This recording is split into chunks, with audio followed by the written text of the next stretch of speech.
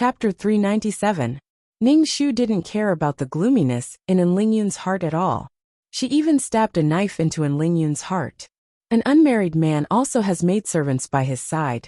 Before you get married, the man already has women by his side. After you get married, these maidservants will be promoted to concubines. Your father doesn't have any maidservants by his side because he often fights, Ning Shu said indifferently. And Lingyun's expression became even more depressed, as if she had stepped on feces. Ning Shu shouted in a daze, "Mother! Of course, you will also be loving with your husband, although you will share your husband with other people." Ning Shu stabbed in Lingyun's heart again and again. Ning Shu said again, "You are the daughter of General Jinwei, so you will naturally be the legal wife, so you must take care of the family matters seriously. When you get married, your in-laws will be your family. There are some things in the general's manner that can't be controlled. A married daughter is like spilled water." And Lingyun was speechless. Ning Shu ignored Lingyun's depression and began to discuss the marriage of her son, and Yu, with the old madam. The old madam had taken a fancy to Minister Su's daughter, but Ning Shu immediately rejected her. In the plot, Su Li was Yu's wife, but she held Mingzhu in high esteem. She even praised Mingzhu for her bravery and love, and her undying devotion. Mingzhu was clearly the woman in her husband's heart, but she still sided with her love rival, and even went against Wei Lingxian's real mother-in-law, accusing her mother-in-law of being cruel to Mingzhu. Another woman who couldn't distinguish right from wrong, a woman who was naive. Ning Shu directly stated his reason. This Su Li is Minister Su's only daughter, so it's inevitable that she will be spoiled. And Yu is the eldest son, so his wife will be the eldest daughter-in-law. In the future, she will have to bear the heavy responsibility of the rear courtyard of the general's manor. I have seen this woman before. She is a naive and lively child. When the old madam heard this, she removed this Su Li. Naive and stupid, she didn't understand the ways of the world. How could she manage the inner courtyard well, and deal with the other madams? Did she offend everyone? Ning Shu had never thought of setting any rules for Mingzhu, nor did he want Mingzhu to greet him. With regards to Yu's love for Mingzhu, Ning Shu also treated himself as blind, and did not see anything. Regarding this, Mingzhu felt extremely happy. Although Madame did not say anything, Mingzhu felt that Madame had already forgiven her.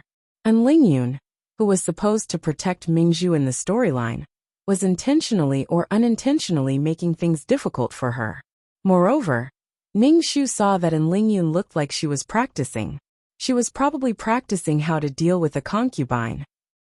For example, if Mingzhu wanted to eat something, Lingyun would ask the servants to delay the delivery.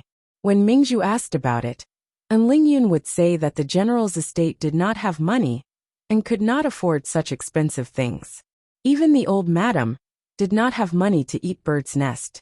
Mingzhu first made a scene out of being wronged, and then Yu came out to defend Mingzhu. However, Lingyun directly said, "Father, you've been demoted, and your salary isn't much. The general's residence isn't rich now." Hearing his daughter's words, Yu could not straighten his back. In the end, the matter was left unsettled, and Mingzhu asked her personal maid to buy it herself. Although she was able to eat what she wanted to eat with her own money, Mingzhu felt very uncomfortable.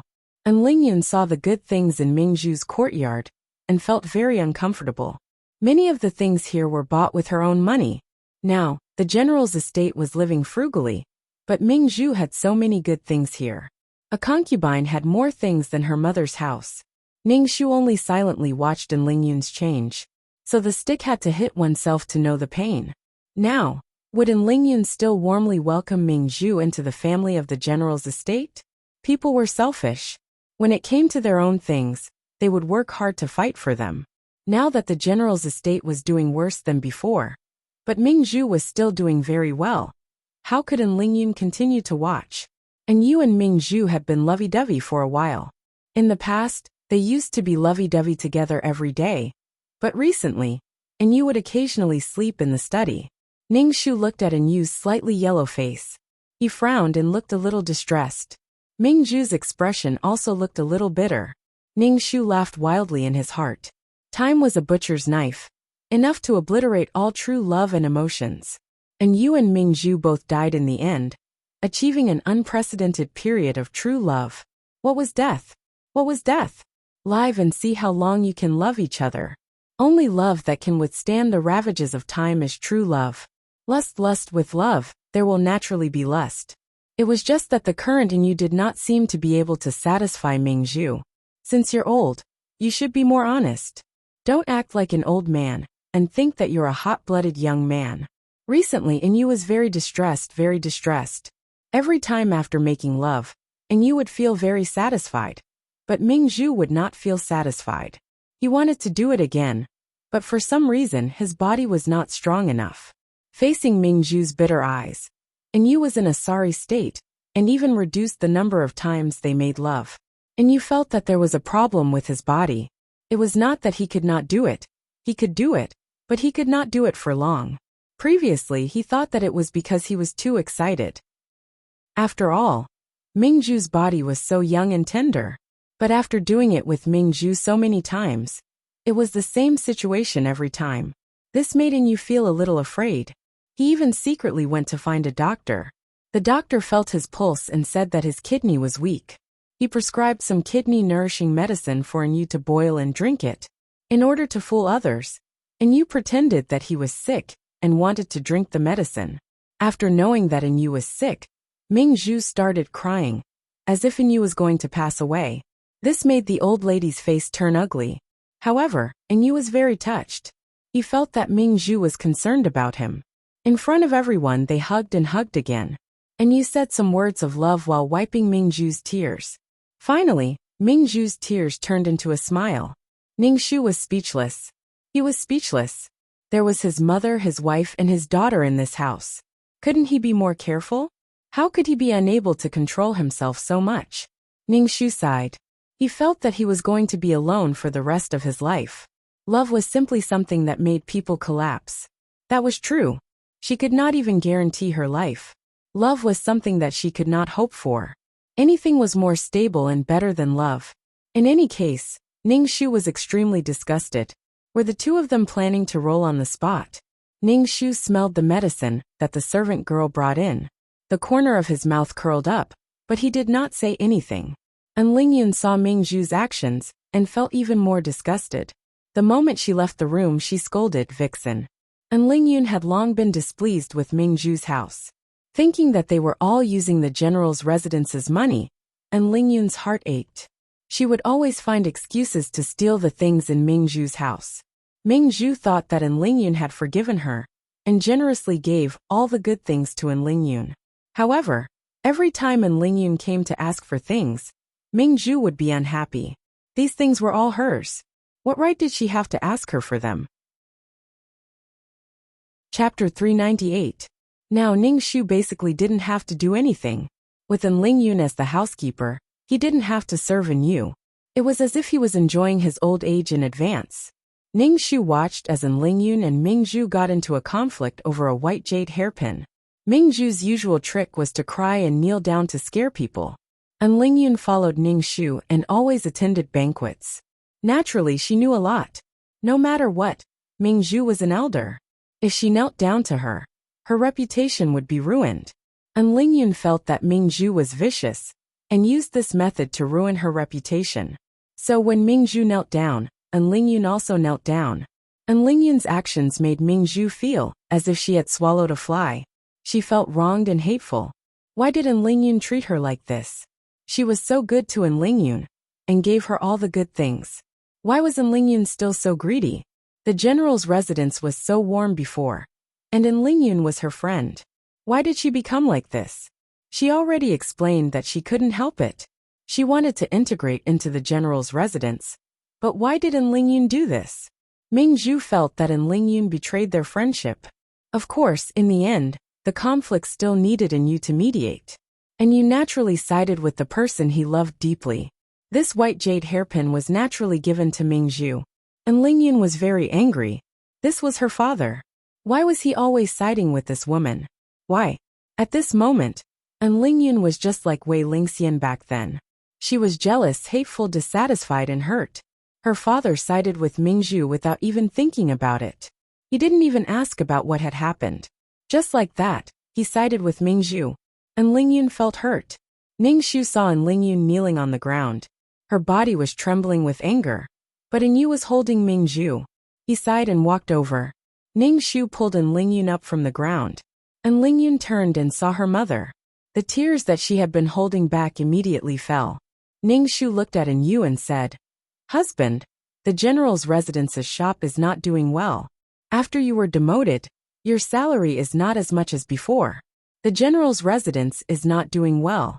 Now that Lingyun is in charge, she wants to save a little.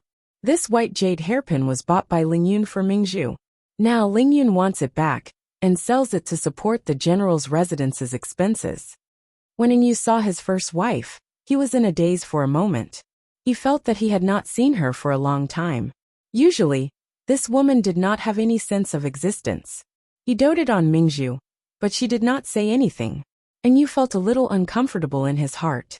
If the other party had made a ruckus to stop him and Mingzhu, he would not have felt guilty at all. Now that he heard her calmly speak the truth, Yu felt ashamed. Yu took the white jade hairpin from Mingzhu's hands and gave it to Lingyun. Mingzhu's expression instantly darkened. This wasn't about the hairpin. Now that Wei Lingxian had said this, Yu wouldn't give her the hairpin. This made Mingzhu very uncomfortable and felt a sense of crisis. And Lingyun held the white jade hairpin in her hand, her eyes filled with deep mockery. Mingzhu knelt in front of Ningxu with a plop. Ningxu looked at Mingzhu coldly and generously accepted Mingzhu's kowtow. She was just a concubine now. Did she really think that she was Princess Mingzhu?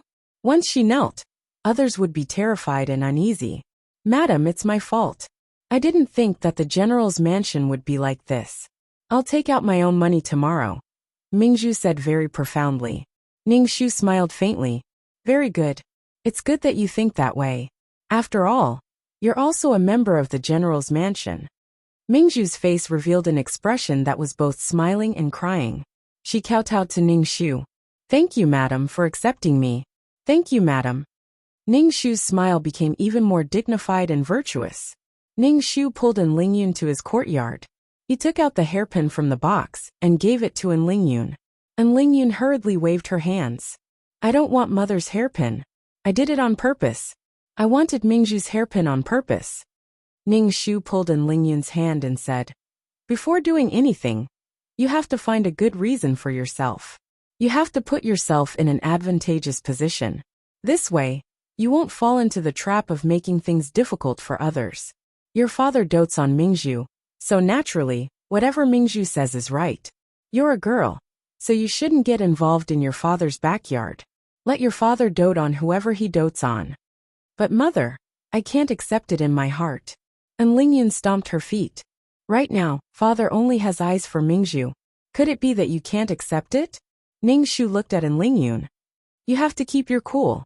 What good will it do you if you go head to head like this? So what if you vent the anger in your heart? Your father still favors Mingzhu. Don't make trouble with Mingzhu. One is a concubine, and the other is a junior.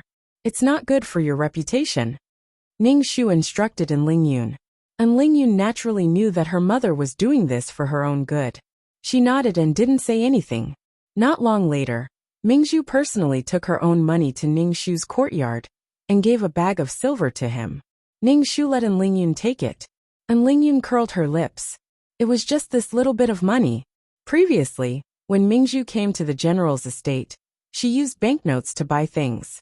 This little bit of money wasn't even a fraction of the banknotes. When Mingzhu left, her footsteps were light. She clearly thought that her and Yu's love had received everyone's blessings and support. Ningxu shook his head.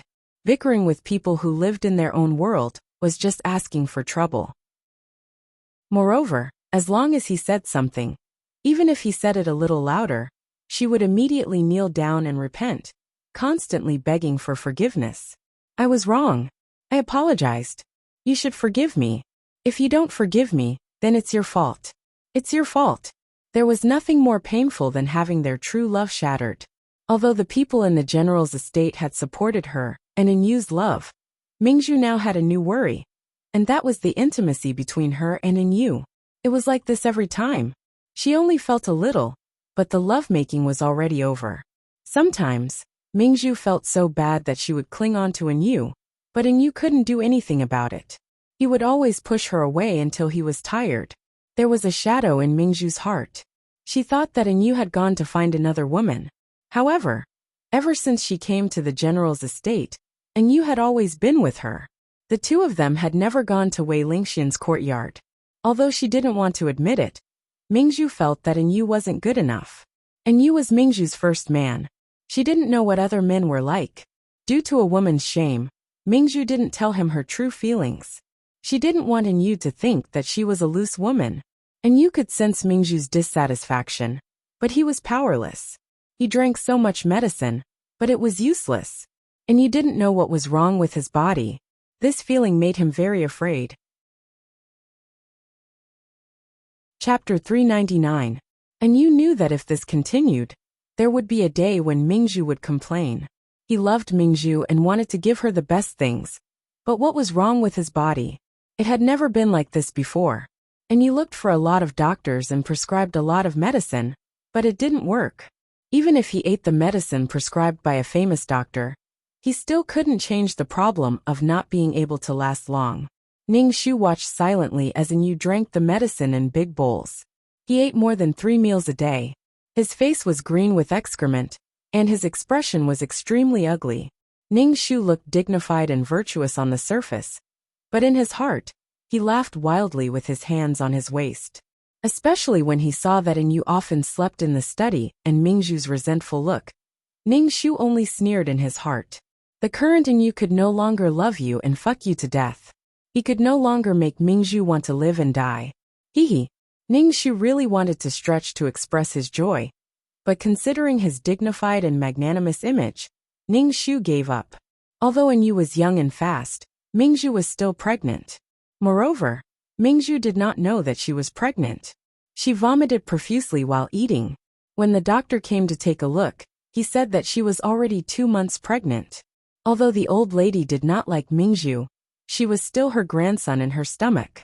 It was always a good thing to have more grandchildren. She even took out her own private money to buy a lot of tonics for Mingzhu to take good care of her body. When the old lady saw Mingzhu's weak appearance and her body did not look very good, she was a little worried and hoped that the child would be born safely. Enyu was very excited when he found out that his beloved was pregnant. He was even happier than when he was a father for the first time. He hugged Mingzhu and spun around twice. The old lady was so scared that she quickly asked him to put her down. When she found out that Mingzhu was pregnant, Lingyun was unhappy. Now Lingyun was not as innocent as before. She thought a lot about the arrival of this child. The first thing she thought about was that this child might threaten her and her brother's position. Although it was a son of a concubine, it had the right to inherit the general's residence's things. If it was a girl, it would be fine. If it was a boy, then it would be a threat to her brother. Moreover, seeing how happy her father was, Lingyun was very worried. She was afraid that Enyu would unconditionally side with this younger brother or sister. Seeing her mother's carefree appearance, Lingyun couldn't help but ask, "Mother, aren't you worried?" "What are you worried about?" "There's nothing to worry about." Ningxu was actually a little surprised that Mingzhu was pregnant. In the storyline, Mingzhu was not pregnant. Actually, this child didn't have any conflict with Enyu and Lingyun. Ningxu didn't want to care about this child. Lingyun stomped her feet and didn't say anything. Her eyes flickered, and she seemed to be struggling. Ningxu looked at her and said, "Lingyun, this child is your brother. There is a big age gap between you and him. There are some things you can do, and some things you can't. Do you understand?" Ningxu looked at Lingyun's expression. There was struggle and hesitation between her brows. It was obvious that she minded this child a lot. Brothers who didn't share the same mother. This feeling was really strange. Hearing Ningxu's words, Lingyun let out a long sigh and said, "Mother, I understand." In essence, Lingyun was kind. She could fight for what she needed, but the premise was that she couldn't hurt others. Mingzhu's pregnancy made Enyu very happy. He had his own child. More importantly, he wouldn't be intimate with Mingzhu for a long time. To be honest, Enyu was actually a little afraid of being intimate with Mingzhu now. He was afraid of seeing her disappointed eyes. and you wanted to take advantage of Mingzhu's pregnancy to nurse his body back to health, and then give Mingzhu a new him. Mingzhu was pregnant, so she seemed a little delicate. In addition, her body was a little weak. She would vomit whatever she ate. She would always clench her fists and hit in you, and you would always smile and let Mingzhu hit him without complaint. It made Mingzhu feel sweet and painful. Ningxu didn't pay attention to the two people who were entangled with each other. He called in Yu, who was in the army, and Lizho back. He said that he had arranged a marriage for him and asked him to come back to see. And Yu ran back excitedly. Then, he bumped into his father supporting Princess Mingzhu in the garden. Princess Mingzhu was clutching her belly with one hand. And Yu was instantly dumbfounded. He didn't understand what was going on. Why was his father so intimate with Princess Mingzhu? Well, who the hell could tell him what was going on? The old lady hadn't seen her grandson for a long time. Especially after so many things had happened in the general's mansion. The old lady cried when she saw Yu. Ningxu saw that Yu's entire person had changed a lot. He had turned black, and there was a light scar on his face. Furthermore, he looked much stronger than before, and his entire person looked much sharper. Sure enough, he had changed a lot. And Yu was puzzled about the matter between Yu and Princess Mingzhu. Especially when he came back, his father didn't even ask about him. And Yu asked his sister about his father and Princess Mingzhu. And Lingyun hated Princess Mingzhu very much now. When she heard her brother call that cheap concubine a princess, she immediately spat and said, "She's not a princess now. She's just a concubine."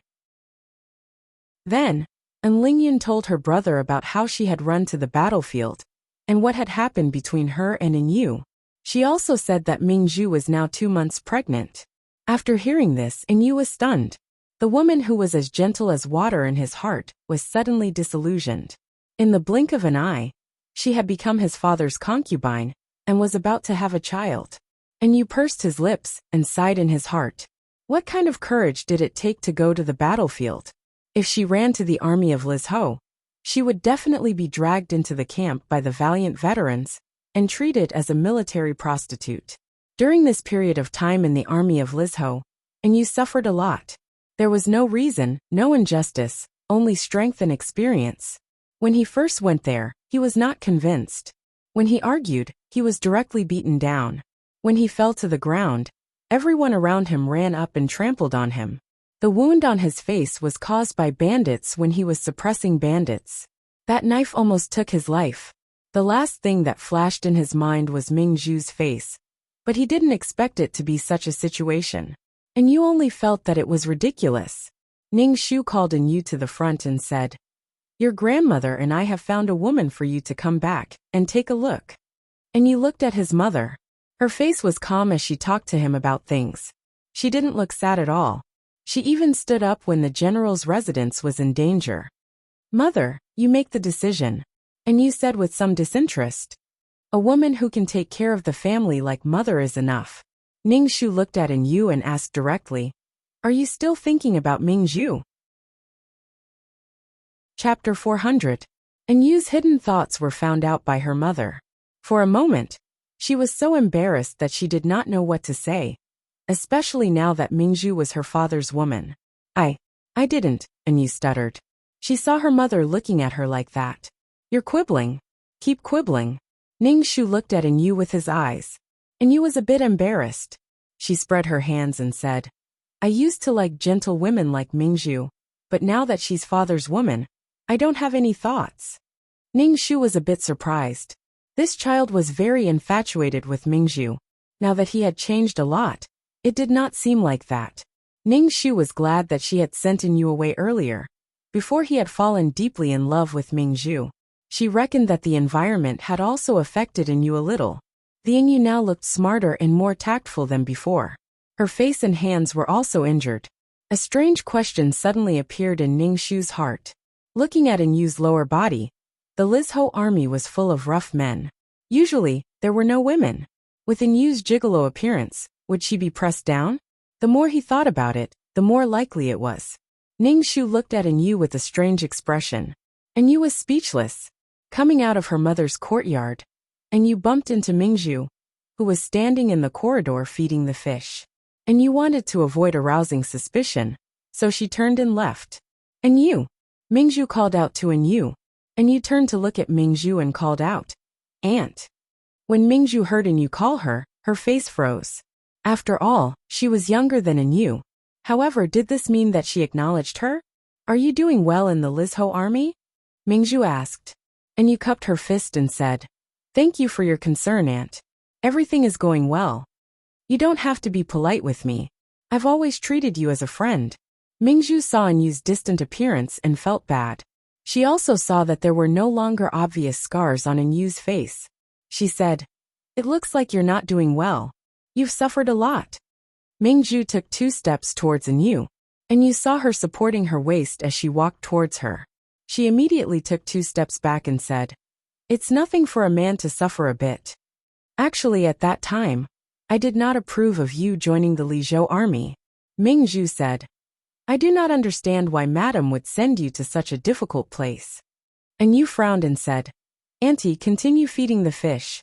I'll be leaving first. Mingzhu looked at Yu's back and furrowed her brows in grievance. Why was he like this? Mingzhu sighed. She felt that Yu was avoiding her, because Lingyun had said bad things about her in front of her brother. Mingzhu rubbed her stomach. Suddenly, she did not know why, but her heart felt uncomfortable and tired, especially when she saw the tall and sturdy Yu. Her young body made Mingzhu's heart feel strange and restless. Mingzhu, you're here. I've been looking for you everywhere. And Yu walked over and said worriedly to Mingzhu, because Yu had been drinking medicine a lot recently. There was a medicinal smell all over his body. When Mingzhu smelled this smell, she immediately covered her mouth and retched. And Yu saw that Mingzhu was vomiting uncomfortably, and immediately wanted to reach out and pat her back. However, the closer Yu got, the more uncomfortable Mingzhu felt. She quickly used her hand to block Yu. Don't come over. I want to vomit. And Yu's face froze. He stood there in a daze and did not move. His heart was in turmoil. He was hurt by Mingzhu's attitude. Mingzhu saw that Yu was in a daze.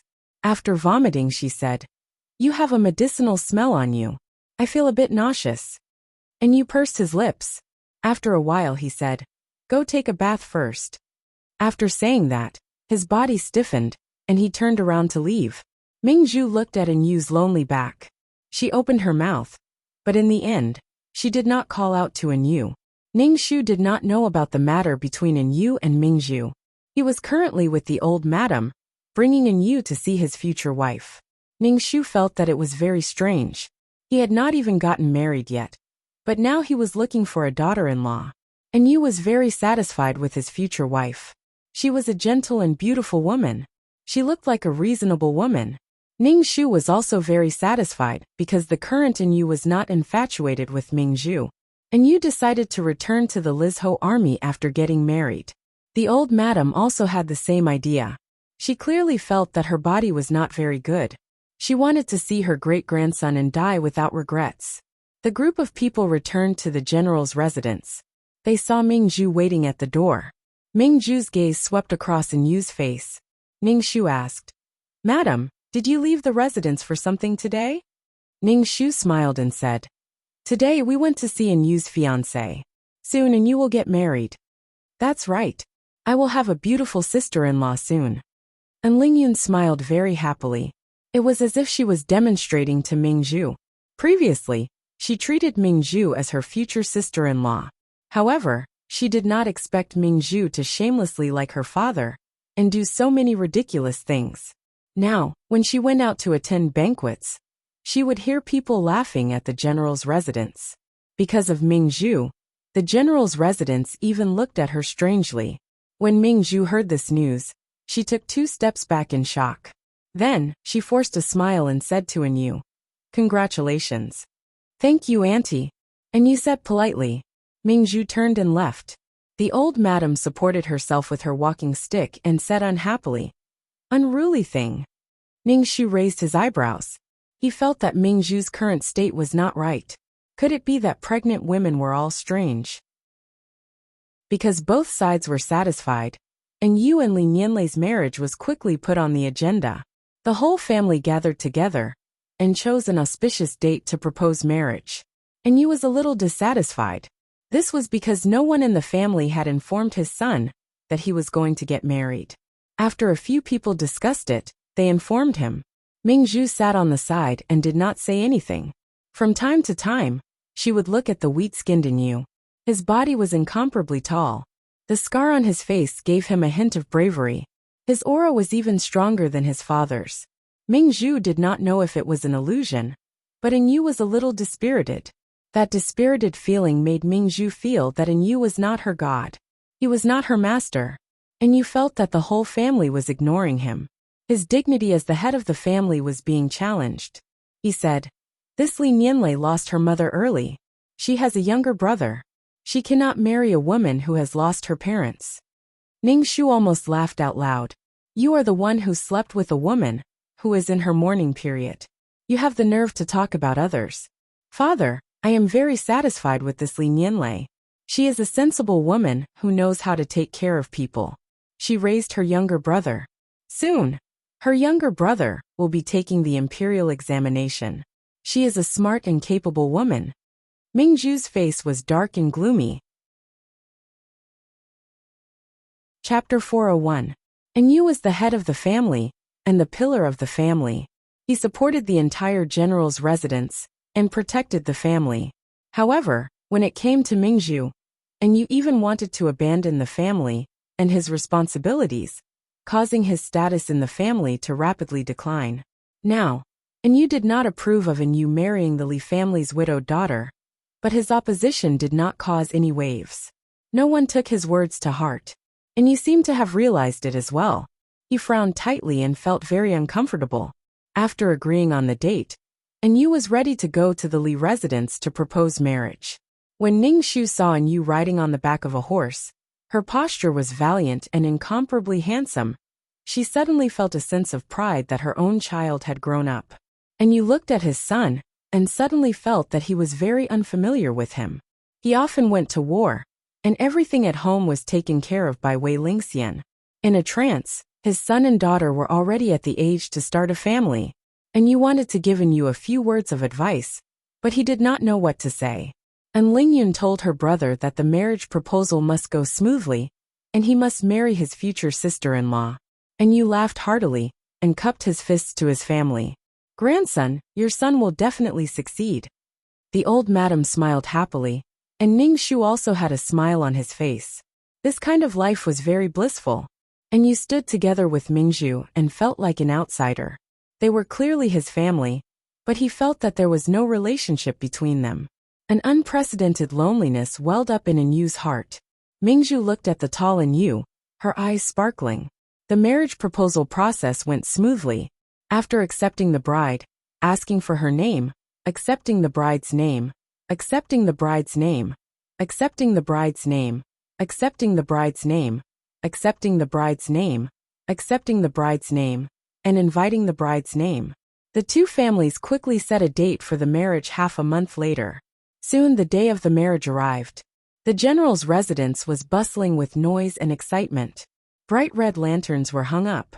And Lingyun had a smile on her face as she ordered the servants to do things. Even the old madam came to help. And Yu was wearing a bright red bridegroom's outfit, an official's hat, and a red string hanging from her shoulders. She looked very jubilant. Ningxu looked very satisfied and nodded. She was very handsome.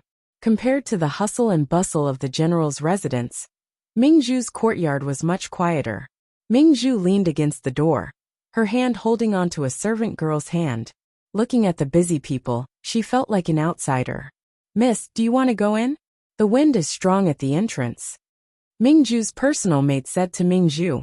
Mingzhu saw Yu, who was dressed in a wedding gown, walking down the corridor. He looked healthy and handsome. His entire body was filled with joy, and he was beaming with joy. Mingzhu suddenly realized that she and Yu did not go through any ceremony when they got married. Especially when she saw the bride and groom holding the bouquet in one hand, under the cheers and laughter of the crowd. Mingzhu's heart suddenly felt like it was being hammered. She did not have a wedding, no dowry, no brothers to carry her on their backs, no 10 miles of red dowry, no big red bridal sedan, nothing. Hearing the sound of the ceremony, Mingzhu felt that her life was not worth it. What did she want? She did not have anything. And you did not give her anything. And you said that he loved her. But she did not get anything in return. Mingzhu looked at the bride with the veil on her head. And there were poisonous thorns in her heart that pierced her heart. Jealousy, unwillingness. She looked at Yu and Wei Lingxian sitting together, accepting the bows of the newlyweds. She did not even have the chance to stand side by side with Yu. They were the happy family, especially when she saw the smile on Wei Lingxian's face. An indescribable pain surged in Mingzhu's heart. Everyone was happy, but Mingzhu's bitter face ruined the atmosphere. When the old madam saw Mingzhu like this, she directly told her to go back to the courtyard. Who was she trying to show this to? Mingzhu, who was chased away, felt even more wronged.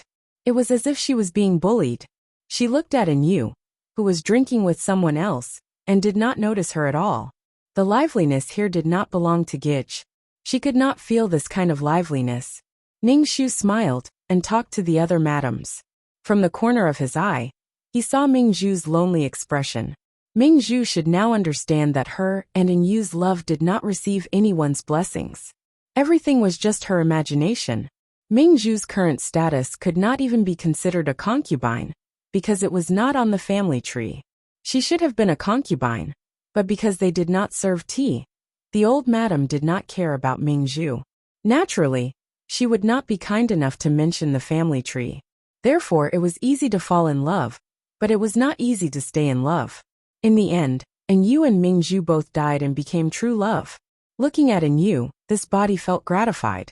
It was obvious that he was happy to see his son start a family and marry a good wife.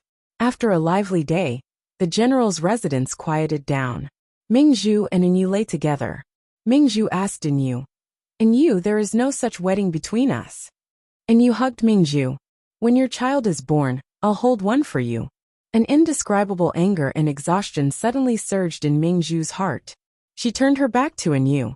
Yu hugged Mingzhu and comforted her. Mingzhu, you're pregnant now. Don't think too much. It's not good for your health. Mingzhu was very angry, but she could not explain why she was angry. After a while, Mingzhu turned around and saw that Yu had fallen asleep. Yu was getting married today. As Yu's father, he naturally had to deal with the guests. If it was in the past, Yu would definitely comfort Mingzhu, but he was too tired today, so he fell asleep first. However, Mingzhu's suppressed emotions suddenly exploded at this moment. It turned out that she was so aggrieved and uncomfortable. The current Mingzhu could not even deceive herself. Yu was everything in her life, but Mingzhu realized that she was not everything in Yu's life. This made Mingzhu angry, unwilling, and vaguely regretful. Wake up, Yu, wake up. Mingzhu slapped Yu's face. Yu opened his eyes and held Mingzhu's hand. He felt a burning sensation on his face. His skin seemed to have been scratched by Mingzhu's nails. What are you doing? Mingzhu, what's wrong with you? Yu's face was filled with anger. No one would be in a good mood after being hit all of a sudden. When Mingzhu saw that Yu was so fierce to her, tears immediately fell. She cried loudly. Yu, you actually yelled at me. How can you treat me like this? Yu reached out and hugged Mingzhu in his arms. He comforted her tiredly. Do you feel uncomfortable? Don't cry. My heart is going to break when you cry. Mingzhu leaned on Yu's body. When she smelled the medicine on Yu's body, she immediately felt like vomiting. However, Yu hugged her tightly. The thick smell of medicine at the tip of her nose caused Mingzhu's stomach to churn. She pushed Yu away and threw up by the bed. Chapter 402. Mingzhu's vomit filled the entire room with a sour smell. Yu wrinkled his nose and looked at Mingzhu, who was lying on the edge of the bed and vomiting. Yu felt that something in his heart had been destroyed. In Yu's heart, Mingzhu was a gentle and poetic person. However, Mingzhu was vomiting filth in her mouth. Yu found it hard to accept. However, when this thought came to his mind, Yu was shocked. He loved Mingzhu so much. How could he have such thoughts? Yu felt that he needed to organize his thoughts. He got off the bed and ran out of Mingzhu's room in a panic. Mingzhu just stared blankly and cried silently. Yu spent the night in the study. He stood by the window the whole night, and looked at the bright moon in the sky like a piece of wood. The next day, the newlyweds met their in-laws. Ning Xu and the old lady were wearing brocade clothes and waiting for Yu and Li Nianlei. What surprised Ning Xu was that Yu came over very early today. His complexion was very ugly, and there were dark circles under his eyes. His face was sallow, and his expression was extremely ugly. Why wasn't Yu with Ming Zhu? Weren't the two of them conjoined twins? Ning Xu was curious, but he looked dignified and virtuous on the surface. After a while, Ming Zhu also came over. She held her waist and walked in. Her face was extremely pale, so pale that the veins on her forehead were showing. The old lady saw Ming Zhu's weak appearance and her face was pale. She quickly asked, "What's wrong with you? Did you not rest well?" Ming Zhu glanced at Yu and said to the old lady, "I'm fine. I just can't eat. I feel nauseous and want to vomit." Pregnant women are all like this. Everyone has been through this. Even if you want to vomit, you have to eat, the old lady instructed Ming Zhu. Ning Xu saw that the atmosphere between Yu and Ming Zhu was a little strange. It looked like they were quarreling. The newlyweds came in, and Yu held Li Nianlei's hand and stepped into the door. Li Nianlei saw so many people looking at her and quickly wanted to shake Yu's hand off. However, Yu held it tightly, causing Li Nianlei's face to turn red. Everyone responded with kind smiles. Ming Zhu looked at Li Nianlei and suddenly felt envious. Li Nianlei first knelt down to serve tea to the old lady. The old lady smiled and gave her a pair of bracelets that were as white as jade. They were flawless. The old lady said, "This was given to me by your grandfather. I'll pass it on to you." "Thank you, grandfather." Li Nianlei had a smile on her face. She looked very happy. Then it was Yu's turn, and Yu gave him a red packet. Li Nianlei brought a cup of tea to Ning Xu and called her mother. Ning Xu's face was amiable, but she was crying in her heart. Was she going to become a grandmother soon? It felt so complicated. Ning Xu gave Li Nianlei a thick red packet and a pair of dragon and phoenix bracelets. Next was Ming Zhu. Ming Zhu didn't expect Li Nianlei to serve her tea. Everyone else was kneeling, but Li Nianlei was half squatting in front of Ming Zhu. She knew that Li Nianlei was polite. Ming Zhu hurriedly took the teacup and took a sip. She looked even more nervous than Li Nianlei the newlywed. After drinking tea, she naturally had to give a gift. Ming Zhu took a hairpin from her head and gave it to Li Nianlei. Li Nianlei took the hairpin and pursed her lips. She said, "Thank you, auntie." Seeing Ming Zhu like this, the old lady rubbed her forehead. And you saw Ming Zhu's nervous and helpless appearance. His heart ached. He walked over and sat beside Ming Zhu as if he wanted to lean on her. When Ning Xu saw this, he only smiled faintly. The general's residence already had a daughter-in-law. Under Ning Xu's suggestion, Lingyun gave the authority of the housekeeper to Li Nianlei. Li Nianlei didn't expect that she would be in charge of the general's residence as soon as she got married. She felt uneasy and wanted to return the authority to Ning Xu. "Mother, your daughter-in-law just got married. It's not appropriate," Li Nianlei said respectfully. Ning Xu looked at Li Nianlei. She was a dignified and elegant woman. She had a determined look on her face. After all, she lost her mother when she was young and had to take care of her younger brother. She was younger than Ming Zhu, but she was much more intelligent than Ming Zhu. Ning Xu smiled and said, "You are already a member of the general's residence. These things were originally your responsibility. Don't worry, don't worry." Li Nianlei was relieved. She was much more considerate than Lingyun. Ning Xu let Lingyun learn from Li Nianlei. The sisters-in-law got along very well, and you seemed to like Li Nianlei very much. She even delayed the date of her return to the Lizhou army. The two of them were in harmony. Although there was still some politeness between them, there was sweetness in their interactions. There was no vigor, only the warmth of a trickle of water. If Ning Xu had to choose, she would rather choose this kind of slow and steady relationship. Like Ming Zhu and Yu's fiery relationship, what would be left after it burned? The love between Yu and Li Nianlei gave Ming Zhu an indescribable feeling. Ming Zhu often saw Yu pick a flower from the garden and put it in Li Nianlei's hair while she was reading the account book. Yu's shoulder was placed on Li Nianlei's, and the two of them looked at each other and smiled. It looked exceptionally beautiful. And you had never done any of these things for her. Mingzhu held her waist and couldn't help but walk towards the two of them in the pavilion. They were so happy. Mingzhu walked into the pavilion and saw the petite Li Nianlei almost embedded in Yu's embrace. Yu's body was strong and strong. She really wanted to know what it felt like to be in his embrace. Aunt. Li Nianlei bowed towards Mingzhu. Mingzhu looked at Li Nianlei in a daze. This woman was beautiful and dignified. When she stood together with Yu, they were a perfect match. An elegant young man and a beautiful young woman. It was like a painting. Mingzhu looked at the two of them. There was an indescribable jealousy in her heart. Because Yu's young body was tall and broad, she didn't dare to get close to Yu. The smell of medicine on his body was strong. As long as she got close to him, she would feel disgusted.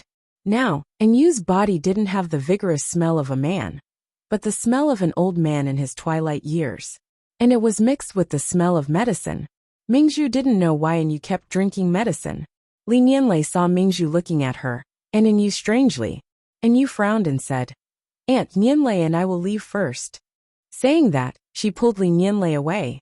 Mingzhu looked at the two of them and narrowed her eyes as they walked away. Yu, don't you feel that Aunt is very strange? Li Nianlei frowned and said to Yu. A woman's intuition was very sharp. Li Nianlei felt that Mingzhu had a faint hostility towards her. Li Nianlei couldn't understand why this aunt was hostile towards her. Yu didn't care and said, Don't mind her. When you meet her in the future, just follow the etiquette. Li Nianlei smiled and looked at Yu gently. Chapter 403. Has the general been sleeping in the study recently? Zhu, who was beside Ning Shu, asked. Zhu helped Ning Shu wash up as she said, Yes, he has been sleeping in the study for the past few days. Naturally, she was not as clingy as before. However, what Ning Shu did not expect was that Mingzhu did not make a fuss. Yu slept in the study, while Mingzhu continued to live her own life. Mingzhu was the kind of person who would not be able to stand being ignored. However, this made Ning Shu very surprised. After washing up, Ning Shu went to eat breakfast. When he walked into the hall, Li Nianlei had already asked the servants to set the table. Her diligent manner made Ning Shu feel a little ashamed. Yu was blessed to have such a gentle and considerate wife. After a while, the old lady also came. Her eyes were filled with joy when she saw Li Nianlei. She clearly liked this granddaughter-in-law. Other than Yu and Mingzhu, the two eye-catching people, Ning Shu felt that this family was very happy. She should be leaving this world soon. Ning Shu didn't do anything in this world, because she had more important things to do. She couldn't afford to be angered by this shameless pair of adulterous couple. Every time she saw Yu's sallow face, Ning Shu would reveal a meaningful and dignified smile. Then, when she saw Mingzhu's bitter and regretful expression, Ning Shu revealed an even more dignified smile. Ning Shu. Wahahaha. Mingzhu was a little girl. She longed for a tall and strong man to conquer her and dominate her. However, Yu did not seem like a dominator now. Yu's masculinity could not be displayed. In bed, he could not conquer Mingzhu. Perhaps in Mingzhu's heart, Yu's image of a god had begun to collapse. Moreover, ever since Mingzhu became pregnant, Ning Shu had not seen any joy on her face. What made Ning Shu even more shocked was that Mingzhu's gaze towards Yu was very strange. Could it be that Mingzhu had some thoughts towards Yu? In the storyline, Yu liked Mingzhu, but Mingzhu did not like Yu. At that time, Yu was immature and only relied on his deep feelings to love Mingzhu. However, Mingzhu did not like him. Could it be that because of Yu's problem, Mingzhu changed her target? Ning Shu shook his head. That was absolutely impossible. Mingzhu and Yu were true lovers who could follow each other through life and death. However, the current in Yu's body was strong and powerful. She was no longer a pretty face. Her entire body was filled with an imposing aura. She indeed looked more charming than the gigolo from before. Yu didn't come over for breakfast, so old Madame Fu asked someone to send the food to his study. When Mingzhu heard that Yu did not come, her eyes flashed. She pursed her lips and drank the porridge bit by bit. Sitting opposite Mingzhu were Yu and Li Nianlei. Mingzhu kept looking at them, but Ning Shu kept looking at Mingzhu. No matter how he looked at it, There was something wrong with this pearl. Feeling that someone was looking at him, Mingzhu turned his head and met Ningxu's gaze. Mingzhu immediately lowered his head to eat his porridge. He did not dare to look around anymore. After breakfast, the group of people walked out. Mingzhu, who was walking out, suddenly tripped and fell straight to the ground. Ah! Mingzhu held his stomach and cried out in pain. Why did you push me? Mingzhu pointed at Li Nianlei. Li Nianlei, who was standing beside Mingzhu, had a pale face. She was stunned and immediately said, I didn't push you, I didn't. Save my child, please save my child. Mingzhu cried and shouted. Ningxu squatted down to help Mingzhu. But Mingzhu brushed away Ningxu's hand and held her stomach as if Ningxu was going to harm her child. Mother, I really didn't push Aunt. Li Nianlei's voice had a sobbing tone. She really did not do that. She did not know that Aunt had fallen to the ground. Bring Mingzhu back to the courtyard first. Go find a doctor, find a doctor. Old Madame Fu used her walking stick to shout. Mingzhu's face was pale as she shouted, I beg you, please save my child, save my child. But when Ningxu reached out to help Mingzhu, Mingzhu's face was full of fear. It was as if everyone there was going to harm her. Ningxu squinted his eyes and said to An Yu, who was comforting Li Nianlei, bring Mingzhu back to her courtyard. As soon as he said that, Ningxu saw the light of desire in Mingzhu's eyes. Ningxu's heart suddenly had a strange feeling. That's not good. And Yu shook his head. He and Mingzhu were not of the same generation. In name, she was a concubine mother. It was not good for him to carry her. Hearing An Yu's rejection, Mingzhu's tears fell. Ningxu saw that Mingzhu was not bleeding. He guessed that she was fine, so he asked Zhu to call An Yu over. When An Yu came over, he saw his beloved lying on the ground. These people were watching from the side. He was suddenly angry. Mingzhu is pregnant. How can you treat her like this? An Yu roared and hurriedly carried Mingzhu to the courtyard. Ningxu sneered. The group followed into the courtyard. Mingzhu was lying on the bed with a pale face. An Yu held her hand tightly and said, Our child will be fine. It will be fine. The doctor came over and said that there was nothing serious. She was just frightened and needed to rest. Mingzhu looked at Li Nianlei's face and asked, Why did you push me? I didn't. I really didn't push you. Li Nianlei's face was pale. She said calmly, I was on your left. If I pushed you, you should have fallen to the right. But you fell to my side. You were the one who pulled me, Mingzhu said sadly. Ningxu said coldly, One moment you say that someone pushed you. The next moment you say that someone pulled you. What is going on? Are you questioning Mingzhu? Mingzhu almost lost her child, and you still want to interrogate her like this. Do you still have any humanity? And you said sadly. His sallow face was twisted in pain. Ningxu, calm down. Don't be angry. And Yu protected his wife behind him and confronted An Yu. Nianlei would never do such a thing. Why don't you say that your concubine fell down by herself? How dare you talk to your father like this? And Yu seemed to feel that his dignity was being challenged. He spoke harshly to An Yu. He was like an old lion trying to maintain his dignity. He suddenly realized that there was no one standing beside him in the room. Mingzhu, who was lying on the bed, only knew how to cry. Being all alone, loneliness welled up in An Yu's heart. An Yu said coldly, I'm telling the truth. No one saw what happened clearly. My wife cannot be bullied. Mingzhu saw An Yu like this, and An Yu who was silent. Her tears flowed even more fiercely. She did not say a word. The old lady slammed her walking stick and said, All right, stop fooling around. Mingzhu, take care of your body. This matter will be over. Chapter 404. Because of the old madam's intervention, this matter was resolved. As for the truth of the matter, everyone probably knew the answer in their hearts. The group of people left Mingzhu's courtyard. In the house, Mingzhu looked at An Yu with tears in her eyes. His figure seemed to be bent, and he looked much older. Mingzhu's mouth tasted bitter, so bitter that she wanted to vomit. Why? Why didn't you help me? An Yu knows how to protect his wife. But what about you? We almost lost our child. How could you do this? Mingzhu hammered An Yu's chest. Do you know how scared I was just now? And Yu's expression became even more desolate.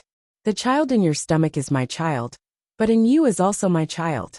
Mingzhu, I'm in a difficult position.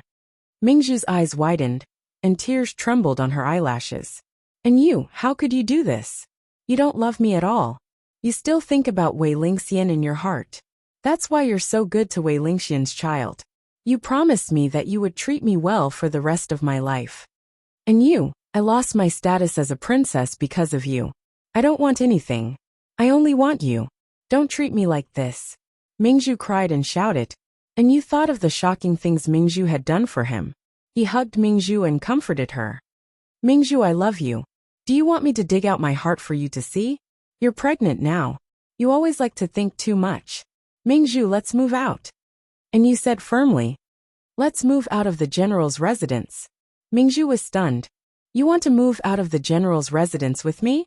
I only have you in my heart. And you looked at Mingzhu. Mingzhu shook her head. Your mother won't agree. It's good that you have the heart.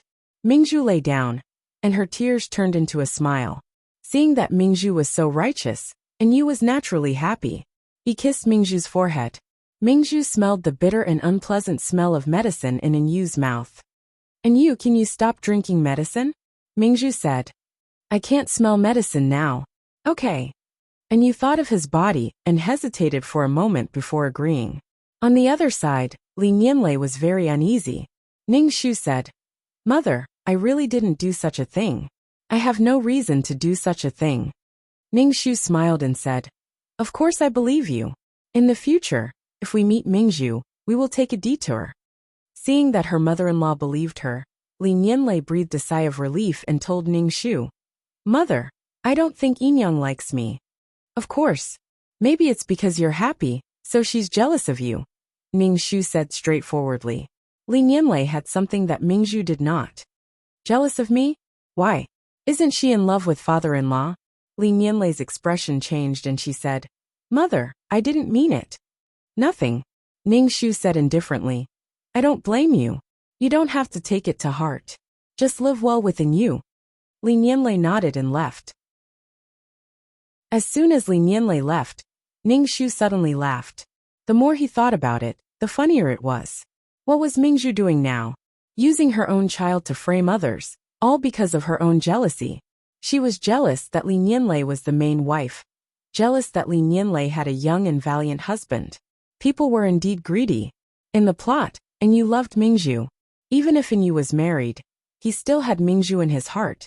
But Mingzhu did not care. Wei Lingxian loved but could not get her. So she was in pain. Everyone in the general's residence was on Mingzhu's side. Enyu loved her. And Enyu also loved her. It seemed that Mingzhu was the happiest in the general's residence. But now Li Nianlei appeared. Her husband loved her dearly, and everyone liked her. This made Mingzhu jealous. Especially now that Enyu was not very good. Mingzhu's personality was weak and obedient. She liked men who were as tall as gods. Enyu, on the other hand, was younger than Enyu. She had strong hormones. Sure enough, things between the bed were not smooth, and all the problems came out. There was nothing between a man and a woman that could not be solved with one thing. If one thing was not enough, then two. It was great to torture each other like this. Let's see how long your true love can last. There was a limit to everything in the world. The faster you overdraft, the faster it dissipates. Ning Shu hummed a song, looking very happy. Because of Mingzhu's slip, old madam did not let Mingzhu come over to eat with everyone. The reason was to take care of the baby. Between her granddaughter-in-law and her son's concubine, old madam chose her granddaughter-in-law. Since Mingzhu did not go, Enyu naturally had to accompany Mingzhu. Without Mingzhu's bitter face, Ning Shu ate much more happily. Enyu wanted to return to the army in Lizhou. He still wanted to return to the army after a month of marriage. It was just a pity for the newlyweds. Although Li Nianlei was reluctant, she did not stubbornly let Enyu stay. Ning Shu approved of Enyu returning to the army. The current Enyu was much more capable than the Enyu in the plot. It was not Enyu's turn to save him on the battlefield. The father and son did not have too much of a knot because of Mingzhu. Enyu would not die like in the plot. If Enyu did not die, Mingzhu would not die for love. It was good to be alive. Don't die. Ningxu was thinking about when to leave this world when Zhu'er came in and told him that Mingzhu was born prematurely. The child was born prematurely at 7 months. Ningxu did not know the reason. He heard from the servants in Mingzhu's courtyard that Mingzhu and Enyu quarreled. Enyu pushed Mingzhu, and Mingzhu fell to the ground and saw red. Ningxu, who heard the news, was speechless. She was quite good at acting. When Ningxu rushed to Mingzhu's courtyard, old madam was already waiting. Mingzhu's high-pitched and painful voice came from the house. If she had the strength to scream, she might as well save the strength to give birth. Enyu knelt on the ground and held his head with both hands. He pulled his hair and hammered his head. It's all my fault. It's all my fault. Ningxu was expressionless. He pretended to comfort him. Mingzhu will be fine. Old madam sighed. She felt that it was not easy for this child to be born safely. She did not know if a child born prematurely at 7 months could survive. Ah! Another high-pitched voice came from the house. When Enyu heard this voice, his eyes turned red, and he hammered the ground like a wild beast. Mingzhu, nothing can happen to you, Enyu said in a low and painful voice. Old madam asked, what happened? Why did you see red? Enyu's lips trembled. There were some pregnancy spots on the pregnant Mingzhu's face. Enyu had just said it casually, but Mingzhu's reaction was huge. She cried and shouted that Enyu despised her, and that Enyu still had Wei Lingxian in his heart.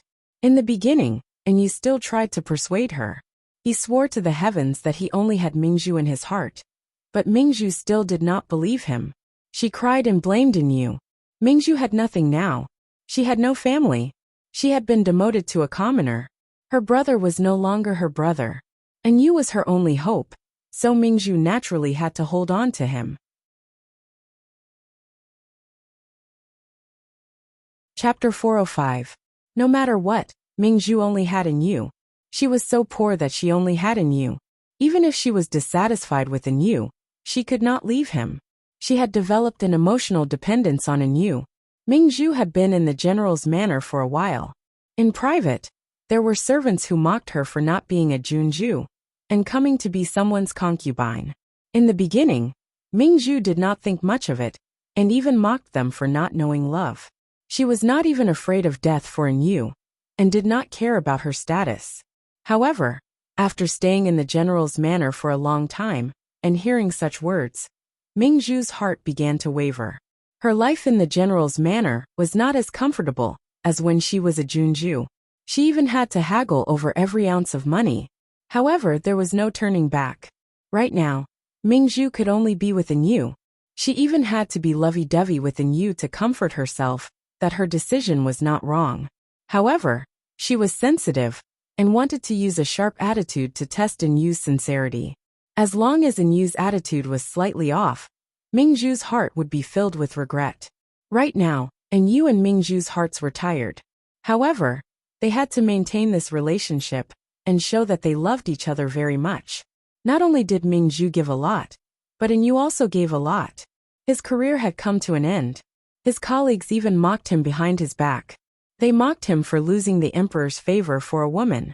In order to prove to everyone that they were right, Enyu and Mingzhu could only continue to love each other. Ningxu, why are they so tired? Tsk. Mingzhu's moans in the room became weaker and weaker. Basin after basin of blood was carried out. It was a shocking sight. The matriarch closed her eyes. Clearly, she no longer had any expectations for this child.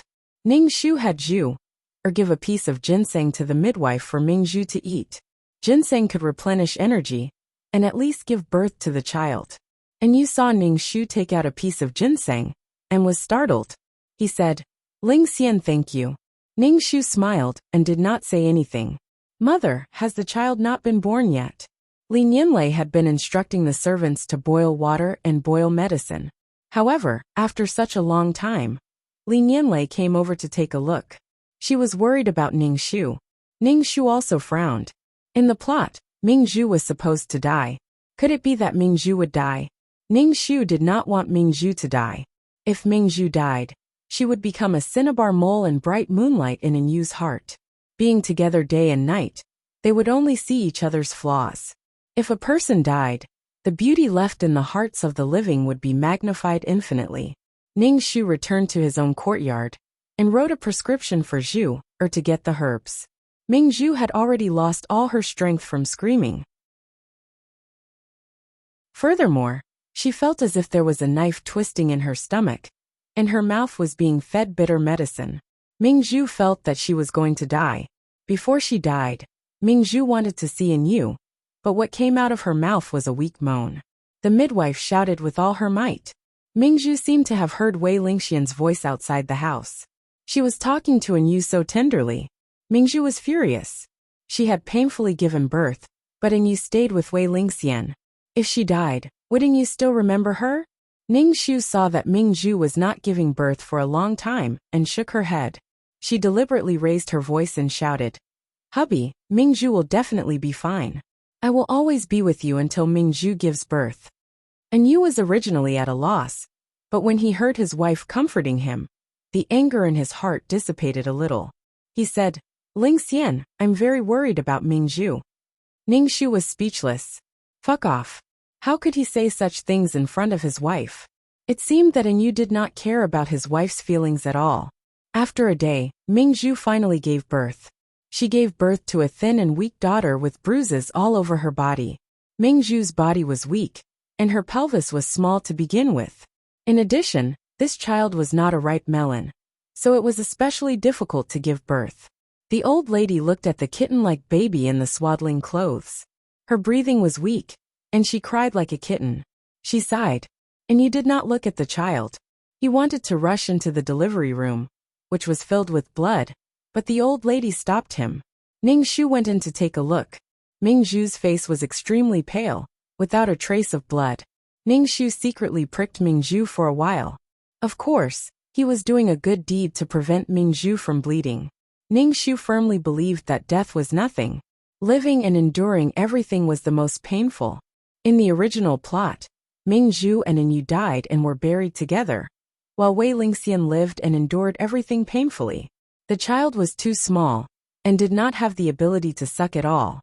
Even if there was a wet nurse, the child could not drink milk on her own. She could only let the wet nurse squeeze the milk out. Li Nianlei could only feed the child bit by bit. Furthermore, the child choked easily. Every time she fed the child, Li Nianlei trembled in fear, afraid that something would happen to the child. When Ming Zhu woke up, she wanted a child. When she saw how thin and weak her child was, she immediately cried and blamed An Yu. When something happened to Ming Zhu, An Yu was very worried. However, Ming Zhu was fine. Hearing Ming Zhu's blame, An Yu felt very tired. Looking at his thin and weak daughter, An Yu felt even more tired. The old lady knew that Ming Zhu was not someone who could take care of the child. If she really let Ming Zhu take care of the child might not survive. She took the child away, and took care of it herself. Then, she asked Ning Shu and Li Nianlei to help. The old lady's actions made Ming Zhu break down. Her own child actually had to be raised by someone else, and it was even raised by Wei Lingxian. Ming Zhu was very sad. She cried and asked An Yu to bring the child back. An Yu explained that the child was in danger now. When the child was better, they could bring her back. Furthermore, Ming Zhu was weak now and could not take care of the child at all. Seeing that An Yu did not agree, Ming Zhu cried even more sadly. She blamed An Yu for separating mother and daughter. She blamed An Yu for being seduced by Wei Lingxian. An Yu was helpless. He hugged Ming Zhu tightly, and firmly said that he loved Ming Zhu. This sentence was always on the tip of his tongue. Ming Zhu's heart ached that An Yu refused to take their child back. She lifted the blanket, and ran barefoot to the old lady's courtyard in her underwear. With a plop, she knelt in front of the old lady. Ning Shu was speechless. Didn't her leg hurt? Furthermore, she was in confinement. Was it okay to ruin her body like this? When Ming Zhu saw Ning Shu holding her child in his arms, her heart burned with anger. She felt that Wei Lingxian was going to snatch her child away. "Old madam, please return my child to me. I can't live without her." Ming Zhu's face was covered in tears. She kowtowed to the old lady in a pitiful manner. "Old madam, please don't separate us." The old lady gasped and almost closed her eyes. She stared blankly at Ming Zhu, not knowing what to say. Ningxu felt that Mingzhu's brain was indeed different. Could she take care of her daughter in her condition?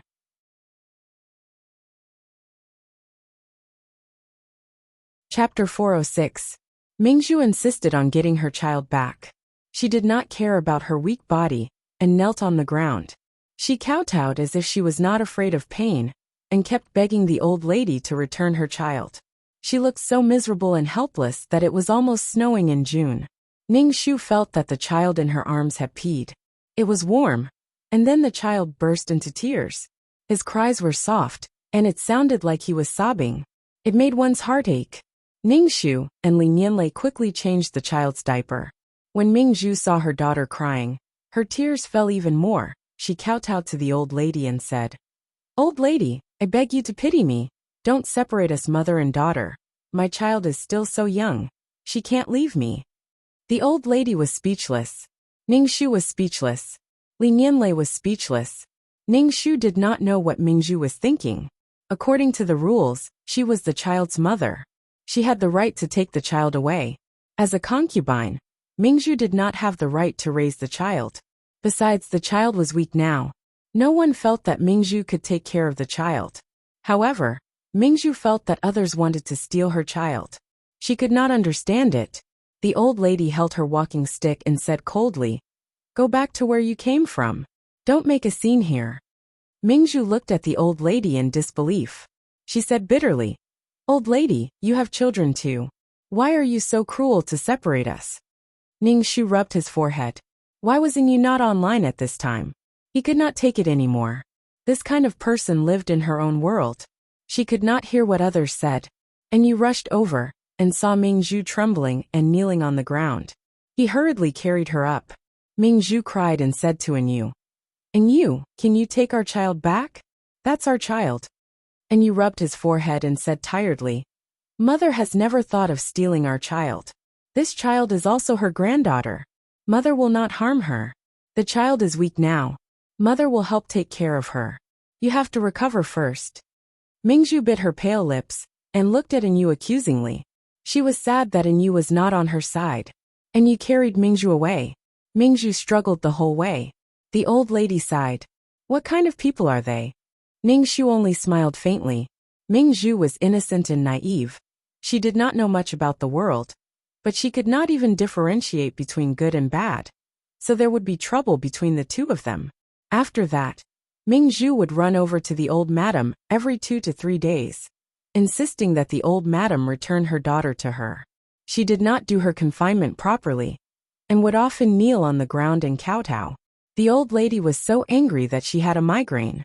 Fortunately, the child could drink milk on her own now.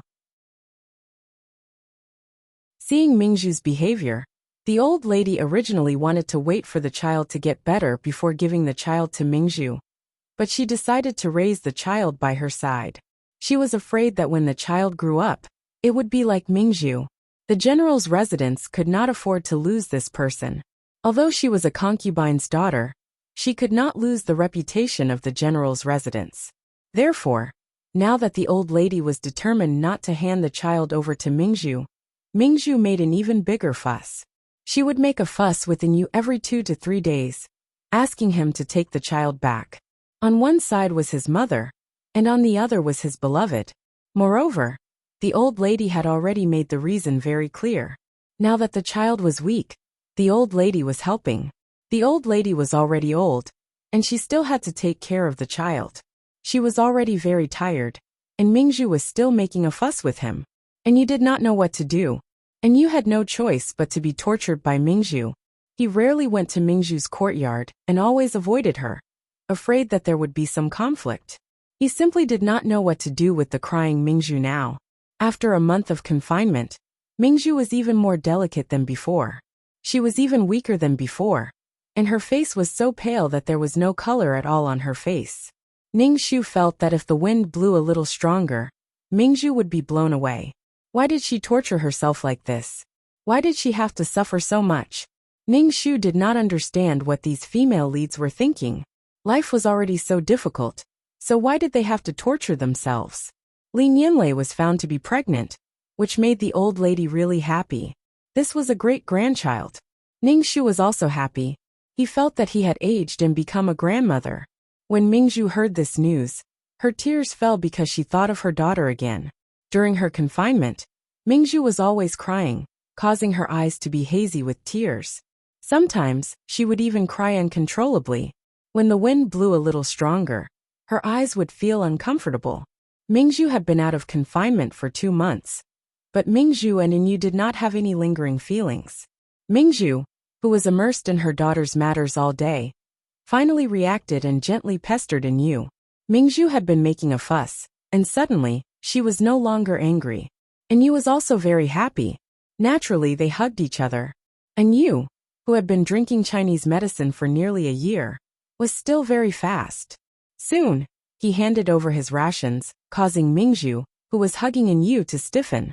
Mingxu was very angry and pushed Inyu away. Then she turned her back to Inyu. Inyu rubbed his forehead in distress.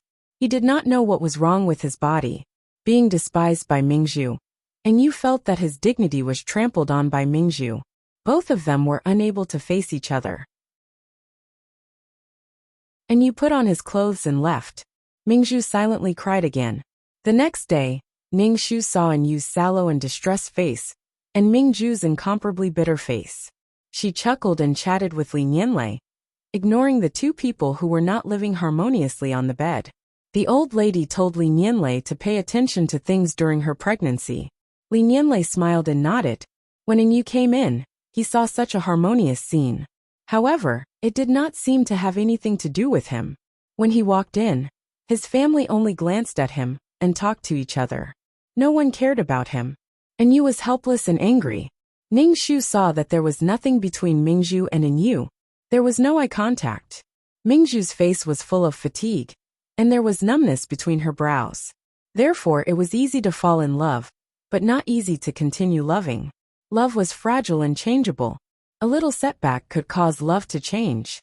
After breakfast, Ningxu returned to his courtyard and heard 2333's voice. Ding, mission completed. Leaving the mission world. Ningxu smiled. He finally left this world. His head was dizzy. When Ningxu opened his eyes again, he was already in the system space. He then lay on the bed and slept. When he woke up, Ningxu first cultivated for a period of time. When his soul was full, he took the watering bottle and sprinkled water on the potted plants. Seeing the water dripping down from the green leaves, Ningxu felt his restless heart calm down.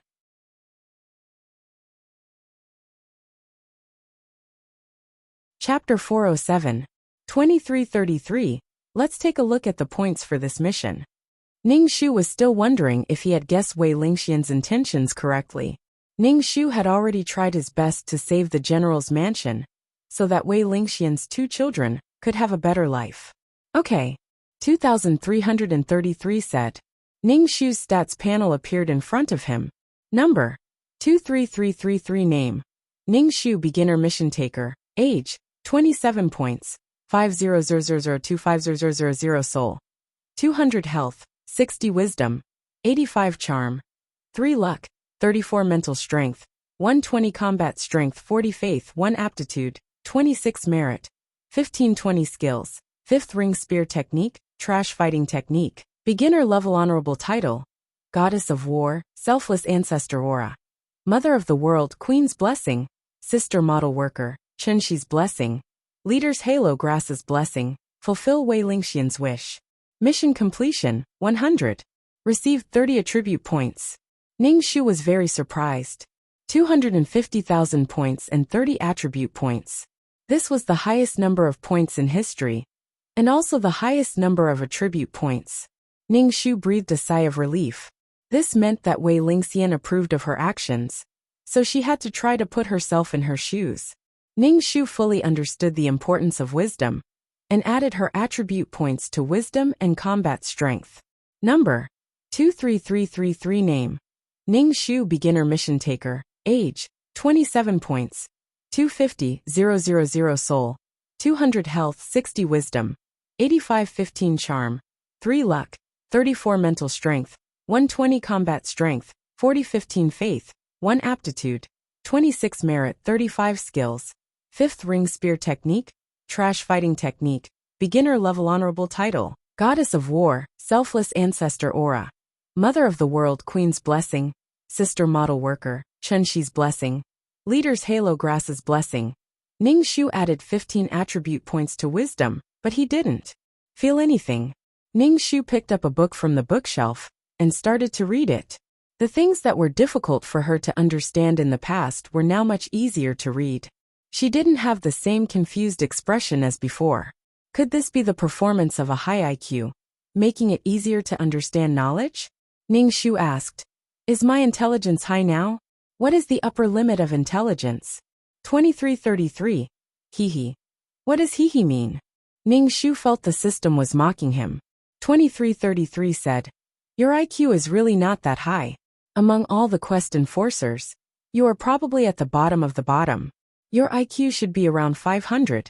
Your IQ hee. Fuck. Did he mean that she was mentally retarded? Ning Shu's heart, which had been a little proud a moment ago, turned cold in an instant.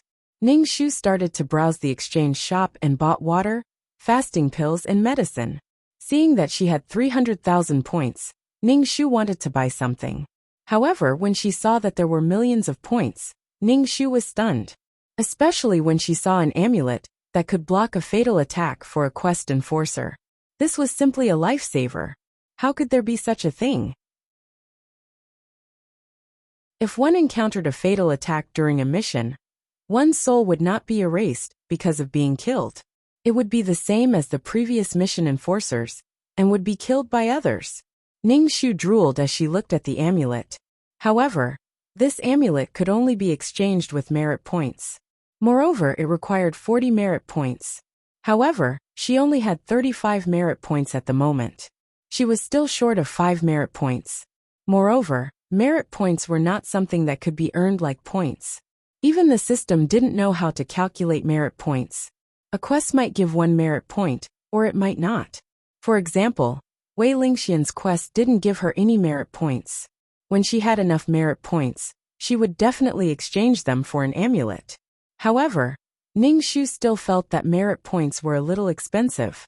She had completed so many quests, but she only had 35 merit points. However, anything that could save her life was good stuff. Ning Shu sat on the ground and began to cultivate. She felt that her soul was stronger than before. When she touched her soul, it felt like her skin. Ning Shu wondered if she could rebuild her body. No matter what, there was no harm in having a strong soul. It wouldn't be easily affected by the emotions of the person who entrusted it. Ning Shu stretched and said to 2333, let's enter the quest. Okay. Ning Shu's head was dizzy for a moment. When her soul had completely adapted, she opened her eyes. The light was a little dazzling. Ning Shu blocked it with her hands, and then turned her hands over to examine them. It was because this pair of hands was too beautiful. They were slender like jade, and looked like they were carved out of jade. The nails were shiny and elegant. However, this pair of hands belonged to a man. Because they were very wide, Ning Shu touched her chest. She had chest muscles, but they were flat. Damn, how did I become a man again? After touching her lower body, Ning Shu completely gave up. She looked at the decoration in the room. It was low-key and luxurious. Everything was exquisite. Obviously, the owner was rich. And the bed was very big. Ning Shu suddenly thought of a sentence. Every morning, I wake up on a 60 square meter bed. Go away, you damn money. 2333. How did I become a man? Ning Shu asked 2333. Last time it was a mistake, but this time it was a man again? 2333 didn't say anything. Ning Shu shouted again. Hey, 2333, what's going on? 2333 still didn't say anything. Ning Shu, what's wrong with it? Is it dead? Ning Shu shouted twice. The system died. Ning Shu gave up on summoning the system and accepted the plot first. But after seeing the plot, Ning Shu felt that his whole body was not good. Very bad. The original owner was called Gong Luo. He was the CEO of W City's Miyagi Group. The Miyagi Group was deeply rooted in W City. In the W City's business world, Gong Luo was born with a diamond in his mouth. He was handsome and rich. He could beat any woman between the ages of 8 and 88. The original owner had a high IQ and was a man of means. After Gong Luo took over the Miyagi group, it went up another level. The Gong family became a top rich family. This kind of man could make a woman go crazy. Gong Luo was a man who was loved by millions. But Ning Shu had a headache, because Gong Luo was the male lead of this world. Male lead, damn. How can a main character like you counterattack? Ning Shu felt that he was running further and further down the unknown road. This was the male lead's top configuration. What was there to be dissatisfied with? Ning Shu felt that he was transported to the wrong world. And this plot made Ning Shu want to die. He really wanted to die. Chapter 408. This was a doting story that was so sweet that it made one's teeth fall off. The female lead, Anwan's boyfriend, cheated on her and slept with her best friend. Anwan was so angry that she decided to find a gigolo and slept with Gong Luo. When she went to work the next day, she found out that the gigolo she found was actually her superior and the company's CEO. What followed was a love story. Before Anwan could react, the two of them had already gotten a marriage certificate and started a sweet story of doting on his wife. If there were any villains who came to cause trouble, Gong Luo dealt with them one by one. Ning Shu rubbed his forehead. He really couldn't understand why the high and mighty CEO would fancy an ordinary woman who was cheated on by her boyfriend. She didn't sleep with her boyfriend, then her boyfriend cheated on her. So she went to look for a gigolo. When she was with her boyfriend, she kept her chastity, but when her boyfriend cheated on her, she boldly looked for a gigolo. Furthermore, Gong Luo only wanted this woman and doted on her. It was simply killing Ning Shu's logic dog. Perhaps this virgin body was left for the male lead Gong Luo. Ning Shu could only sigh. Girls must protect themselves well. What if the gigolo was sick? What if she got pregnant?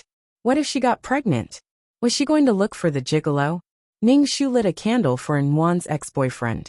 He was destined to not get the female lead's body. You couldn't sleep with a tall, rich and handsome guy just because you went out. If you slept with a cake-rich guy, the cake-rich guy might not necessarily take responsibility. Gong Luo was very good to Anwan. So good that all the women in the world were envious of Anwan. The story of an ordinary woman and a CEO. The overbearing CEO fell in love with me. Gong Luo was a very smart man. But when he faced Anwan, he doted on her unconditionally. He was like a marionette, doing his best to treat Anwan well. He treated Anwan as if she was his own life. Gong Luo felt that something was wrong, but when he faced Anwan, his heart softened and he doted on her.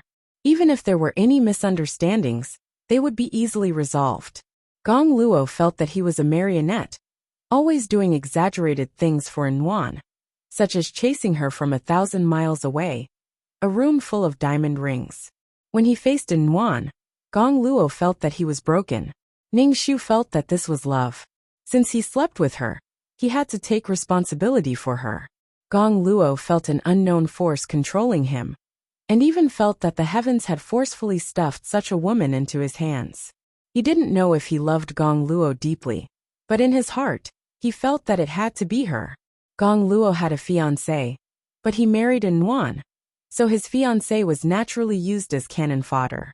Ning Shu felt that she should become this cannon fodder's fiancée, instead of the great Nanju Lord. What the fuck? Right now, Gong Luo wanted to get rid of the power that was controlling him. Gong Luo was a proud person. He would never accept a love that was controlled like this. Even if he really liked this Anwan and loved this Anwan, it was out of his own heart, and not because he was being controlled by some unknown power. Ning Shu scratched his head. Oh he. How could she resist the heavenly Tao laws? I refuse with a capital refuse. But now that he had lost contact with the system, Ning Shu couldn't go back now. So he had to do this quest even if he didn't want to. Ning Shu felt tired. He had never met such a deceptive system before. Feeling that I will never love again. Even Gong Luo couldn't get rid of the plot, so how could she? Ning Shu wiped his face and got up from the bed, preparing to take a shower. He looked at his own body. It was strong and muscular, with abs and a Apollo's belt. It was simply too perfect. Especially his face, which was slanted to his temples. His facial features were exquisite, and his pair of bright black eyes were deep and mesmerizing. Ning Shu was amazed by his handsomeness. Touching his male body, Ning Shu finished showering and put on his suit. When he looked in the mirror, he was practically drooling. The suit made his body look tall and slender, with a kind of abstinence and sexiness that made people want to conquer him. Ning Shu went downstairs. The servant Auntie Li told Ning Shu, "Sir, your coffee is ready." Ning Shu sat on the sofa, reading the newspaper, and then drinking the extremely bitter coffee, smacking his lips. Ning Shu leaned against the sofa. Since he wanted to get rid of the plot, he could solve it by not sleeping with Inwan. Yes, not sleeping with Inwan. After breakfast, Ning Shu went to work. Then he realized that with his intelligence, he couldn't handle the company's affairs well. At first he was a little flustered. How did Gong Luo manage to handle the company's affairs and date at the same time? Whenever something happened to Inwan, Gong Luo would put down his work and even hold a meeting. If something happened to Inwan, the meeting would be suspended. It seemed that with Inwan, the center of Gong Luo's life became Inwan, and only Inwan. Ning Shu firmly believed in the concept of love. That was, if you liked someone, you had to work hard to be like the person you liked. Only then would you be worthy of the person you liked. Inwan was a very ordinary girl. She grew up in a completely different environment from Gong Luo.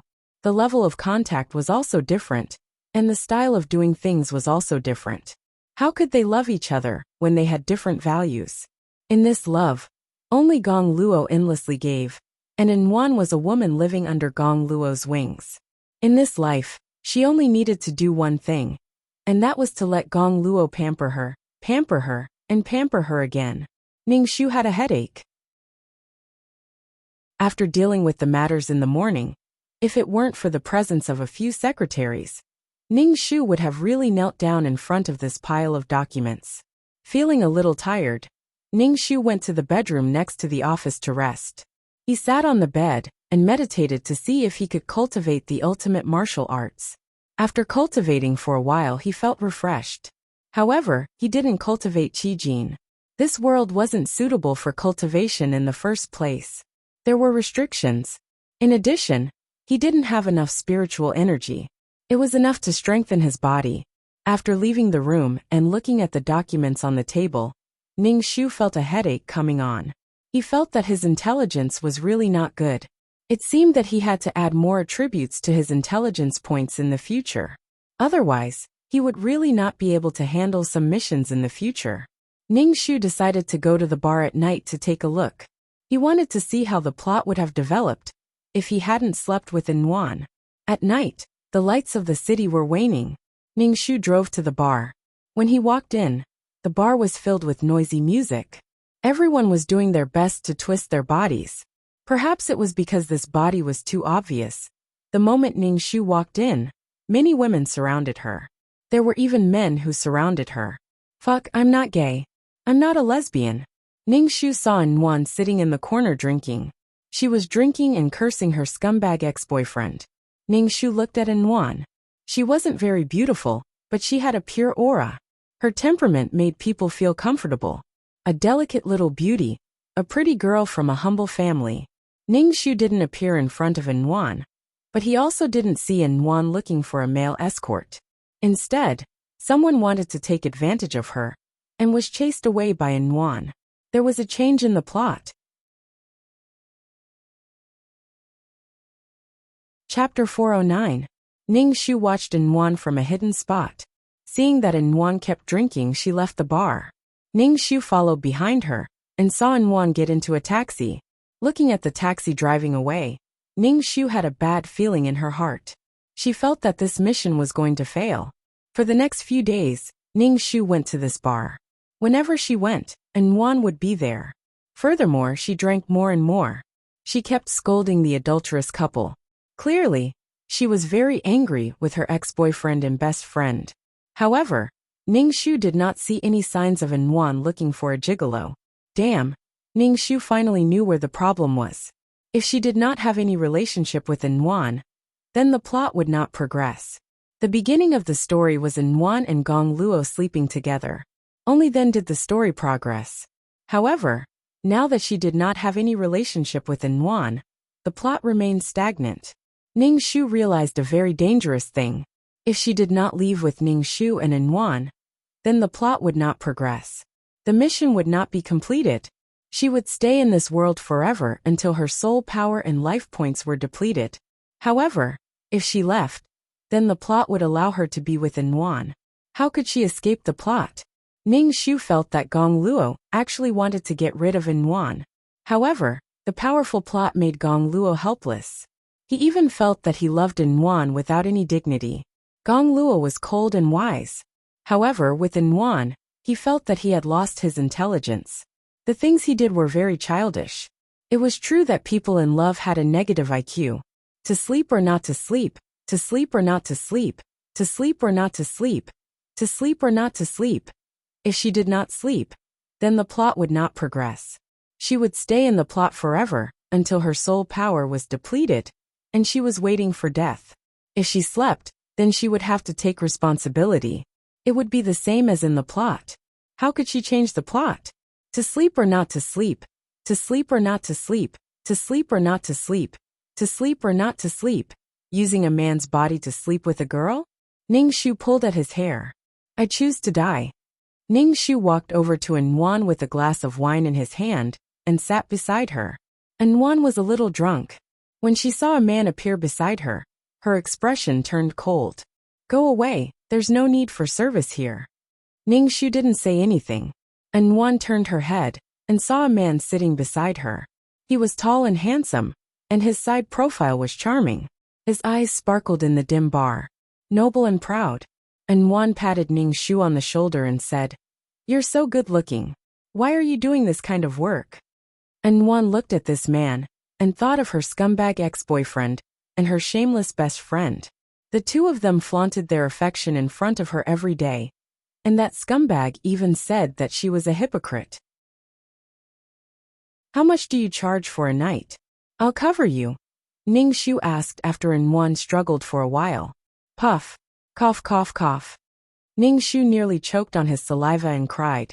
Damn, the female lead also chose her partner. Before she appeared, she didn't think of looking for a gigolo. Now that he appeared, he was being treated as a gigolo, and was even being covered for the night. Ning Shu cleared his throat, and said something a domineering CEO should say.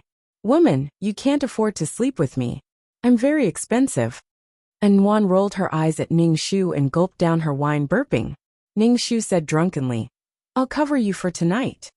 Yuan said as she awkwardly wrapped her arms around Ning Shu's neck. Aren't you in this line of work? Ning Shu smelled the scent of alcohol on Yuan's body, and was very curious as to how Gong Luo managed to eat this woman. He was so drunk that his entire body reeked of alcohol. His appetite was abnormally good. Ning Shu wanted to push Yuan's hands away, but Yuan's hands were tightly wrapped around his neck. It was as if her entire body was leaning against him. Ning Shu wanted to die. She really couldn't do it. It's you. You'll serve me tonight, Yuan said domineeringly. It was obvious that she was very drunk. Ning Shu was speechless. Ning Shu booked a room, then used all his strength to push Yuan's hands away, and threw her on the bed. Yuan fell on the bed and moaned. Her face was flushed red, and she looked very seductive. Then, Ning Shu lowered his head and looked down. There was a reaction. Ning Shu really wanted to die. Only now did he realize that men could really separate their desires from their emotions. Ning Shu didn't care about Yuan on the bed, and went straight home. Fuck, he really couldn't do it with a girl. As for Yuan in the hotel, Ning Shu couldn't be bothered. Although Yuan was just a weak woman, other than Gong Luo who had taken her body, no other man could do it. Even her ex-boyfriend couldn't. No wonder her ex-boyfriend cheated on her. Actually, Gong Luo wasn't unhappy. After all, Yuan was wholehearted, and even gave her virginity to Gong Luo. Ning Shu was very distressed. What the fuck should he do? What the fuck should he do? What the fuck? When he got home, it was already midnight. Ning Shu pulled the tie around his neck. Thinking about how tiring it was for a man to wear something like this every day, Ning Shu felt a little out of breath. Opening the door, Auntie Li placed the shoes in front of Ning Shu and said, Sir, Miss Song is here. Miss Song? Ning Shu was in a daze for a moment. Only then did he remember that Gong Luo had a fiancée called Song Ning. She was a match for Gong Luo, but compared to the Gong family, the Song family paled in comparison. Gong Luo and Song Ning's marriage was a strong alliance between the two families. It was beneficial for the development of both families. Not to mention Song Ning loved Gong Luo. Her future husband was so good. Song Ning was envied by her group of sisters. Ningshu nodded and walked in. He saw a beautiful woman sitting on the sofa. She was slim and had a well-proportioned body. She wore a knee-length skirt, revealing her slender calves. She had delicate ankles and flawless skin. Just by looking at her legs, one could tell that she was a beauty. Ningshu looked at her face and was stunned. He saw that Song Ning was very beautiful. Her skin was creamy and her facial features together gave people a very beautiful feeling. Her eyes were watery, and the corners of her mouth were curved. Her smiling face emitted a lustrous luster under the light, like a beautiful pearl.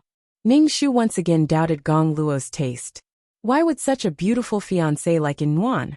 To be honest, Song Ning was much prettier than Yuan. Gong Luo. Song Ning walked in front of Ningshu, and naturally took his arm. She raised her head and smiled at Ningshu. The corners of her eyes were curved. She was very beautiful. Ningshu's eyes were dazed for a moment. Oh my God, he felt like he was mesmerized. Why are you back so late? Hey, you smell like alcohol. Did you go drinking?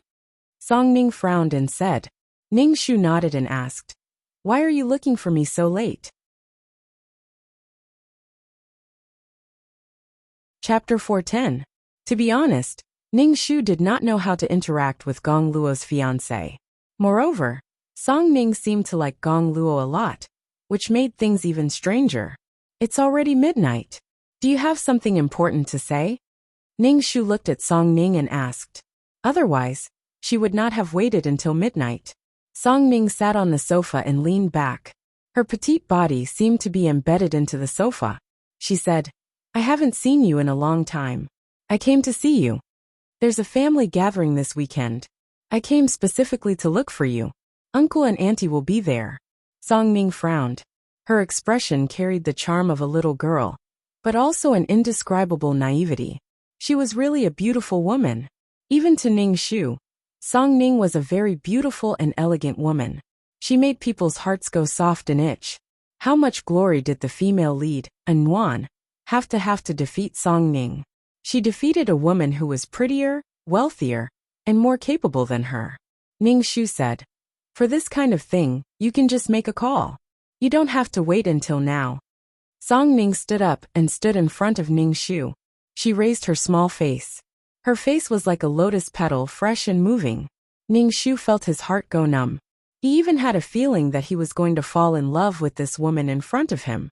Ningshu quickly shook his head. Oh my, I'm a woman. How can I fall in love with a woman? Song Ning frowned. She seemed to be dissatisfied with Ningshu's reaction. She frowned and said, I haven't seen you in a long time. I came to see you. Song Ning counted on her fingers. She seemed to be counting how long it had been since they last met. Then, she used her jade-white finger to poke Ningshu's chest. Can't I come to see you? Ningshu was speechless. So it was so tough to dress as a man. Not only did it feel awkward, but he also had to face all kinds of girls. It was too tiring to love. Ningshu grabbed Song Ning's hand that was poking his chest. It hurt a lot. Song Ning furrowed her brows. A trace of displeasure flashed across her face, but she quickly smiled. It's already so late. Either you send me back, or I'll stay here. Ningshu was about to offer to drive her home when Song Ning yawned. I'm tired. I'll ask Auntie Li to prepare a guest room for me. Ningshu's lips twitched. He asked Auntie Li to prepare a guest room for Song Ning. Ningshu felt very hungry and tired, so he prepared to go upstairs to rest. After taking a quick bath, Ningshu laid on the spacious bed and stared at the ceiling. Ningshu pulled at his hair, thinking about this quest. This mission was simply too difficult. It didn't matter if he slept or not. He really wanted to die. Ningshu's head hurt from thinking about it. Why not just let the second male lead sleep with the female lead? But with the way the plot was going, the second male lead probably wouldn't be able to sleep with her. Ningshu turned over. and heard knocking sounds on the door. Ning Shu got up and opened the door. He saw Song Ning in white pajamas. Ning Shu asked directly, "What's the matter? It's late. Go to sleep. Don't try to cause trouble." Song Ning furrowed her brows. She said gloomily, "Gong Luo, you don't love me. You don't have any feelings for me. Then let's break off the engagement." Ning Shu was a little impatient.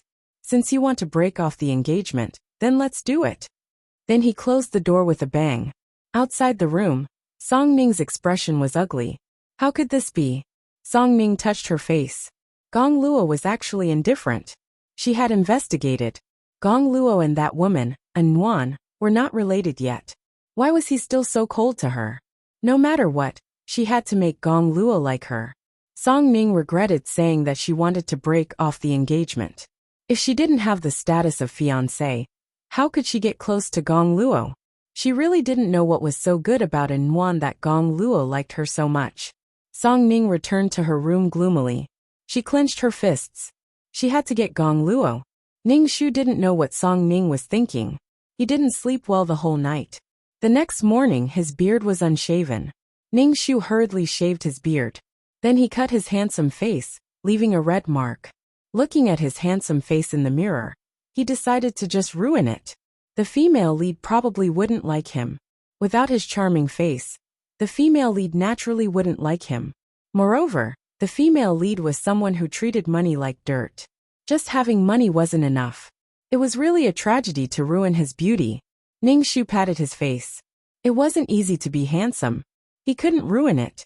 When Gong Luo came back and saw his handsome face ruined, how could he face life? Especially for a public figure like Gong Luo, who would appear on TV, magazines, and newspapers at any time. After putting on his clothes, Ning Shu went downstairs. He saw that Song Ning had already woken up. When she saw Ning Shu, Song Ning smiled brightly. This smile was warm, and seemed to be able to dispel the haze in one's heart. Even Ning Shu felt like he was going to be healed by this smile. He felt like he couldn't control himself. Damn! Don't lust after a woman's body. Ning Shu nodded to Song Ning. He sat opposite Song Ning, and prepared to eat breakfast. Song Ning pushed the milk in front of Ning Shu and said, "Don't drink coffee in the morning. Drink milk. It's good for your body." Okay. Ning Shu couldn't drink the bitter coffee, and obediently drank the milk. Song Ning saw that Ning Shu was obedient.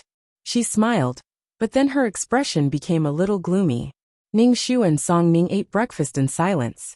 Song Ning kept looking at Ning Shu. Ning Shu wiped his mouth with a tissue and said to Song Ning, "If you have something to say, just say it." Song Ning's face was bitter. She supported her chin and said, "Gong Luo, last night when I said that I wanted to cancel the engagement, I was just joking. Don't take it seriously." Ning Shu nodded. "I know. The marriage between our two families isn't that simple." Song Ning's expression became even gloomier. Why was this person so stubborn? She had loved him for so many years in vain. After breakfast, Ning Shu went to work. He didn't have a clue about the mission, so he could only learn how to work. It was always good to learn more. But not long after, Song Ning walked in front of Ning Shu in an office lady's suit. Ning Shu looked at her. "From today onwards, I will be your secretary." Song Ning turned in front of Ning Shu. Ning Shu asked, "Gong Luo, do I look good in a secretary's suit?" Ning Shu nodded. "Very good." Song Ning was the kind of person who had very good skin. The black suit on her made her skin look even fairer. The contrast of white and black made her look even more beautiful. Especially when she smiled, it made people's hearts tremble. Ning Shu chanted Ba in his heart. She was really beautiful. He couldn't understand why Gong Luo didn't like Song Ning. Song Ning looked at Ning Shu with a helpless expression. "If you don't think I look good, you don't have to be so perfunctory. You do look good." Ning Shu praised sincerely. Song Ning was speechless. "Sincere my ass." Chapter 411. Ning Shu thought it would be fine with Song Ning as his secretary. But after a while, the head secretary brought another secretary. And this secretary was actually An. When he saw An, Ning Shu felt uncomfortable. The plot actually sent An to him. Nothing had happened between them that night. Song Ning also felt uncomfortable. Her eyes wandered between Ning Shu and Inwan. Could it be that they already had sex? Song Ning stomped her feet angrily. Why was Inwan still haunting him like a ghost? When the head secretary introduced Ning Shu to Inwan looked at Ning Shu and felt that this man was very familiar. She felt like she had seen him somewhere before. From now on, you will be in charge of serving the CEOT, the head secretary said to Inwan. Inwan nodded, her eyes fixed on Ning Shu's face. Ning Shu lifted his eyelids and said coldly, "Have you seen enough?" Hearing this voice, Inwan finally remembered that this person was actually a gigolo. She thought he was a gigolo. Inwan wanted to find a hole to hide in, because she really couldn't stand the jerk and her toxic best friend. She didn't stay in her original company and applied for a job at the Miyagi Group, but she didn't expect her future boss to be a gigolo. Inwan's face turned red. When she woke up this morning, there was no one by her bed. Inwan felt that she was too drunk and didn't feel anything. Now that she saw her gigolo boss, Inwan wanted to die. If there's nothing else, you can leave. Ning Shu waved his hand. He was having a headache. Song Ning's eyes were fixed on Inwan. When Inwan left, Song Ning asked Ning Shu, "Do you know her?" She acted as if she knew you. Ning Shu saw the hurt and wronged look on Song Ning's face, and his head hurt even more. He said, "I don't know her." He didn't expect that as a man, he could enjoy the treatment of being surrounded by beautiful women. However, Ning Shu's heart was bitter. She didn't want it at all. Song Ning pouted and looked at Ning Shu. She reached out and wrapped her arms around his neck. She said in an aggrieved tone, "Ning Shu, you are my fiancé. You can only be mine." When Song Ning said this, her expression was domineering, and she acted like a spoiled little girl. It was not repulsive at all. When he got closer, Ning Shu smelled the fragrance on Song Ning's body. It was not the fragrance of perfume, but more like the fragrance of a human body. It was a natural body fragrance, and her breath smelled like orchids. Ning Shu's heart trembled. She really was a top-quality woman. He couldn't understand why the original owner didn't like her so much. Ning Shu pulled Song Ning's hand away from his neck. Why couldn't they talk things out? You're the young miss of the Song family. Don't mess around here. You can't be a secretary. Ning Shu said helplessly. Song Ning's eyes flashed with speechlessness and gloominess. She couldn't understand why Gong Luo was so indifferent to her. Was it because she wasn't beautiful enough? Impossible. Of course I have to stay here to guard you, in case some vixen takes you away. Song Ning said again. Ning Shu was even more helpless. What vixen? How shameless must she be to go after a girl? Song Ning frowned. Her gaze swept over Ning Shu's face inch by inch. Suddenly Ning Shu asked, "Gong Luo as your fiancé, I have the right to know if you like men." Ning Shu really wanted to say that he liked men. He felt that Song Ning was different from the Song Ning in the novel. In the novel, Song Ning saw her fiancé marry another woman, and became so jealous that she turned evil. Naturally, she was destroyed by the male lead. However, he didn't expect Song Ning to be such a beautiful woman. The male lead was willing to lay his hands on her. Song Ning went out.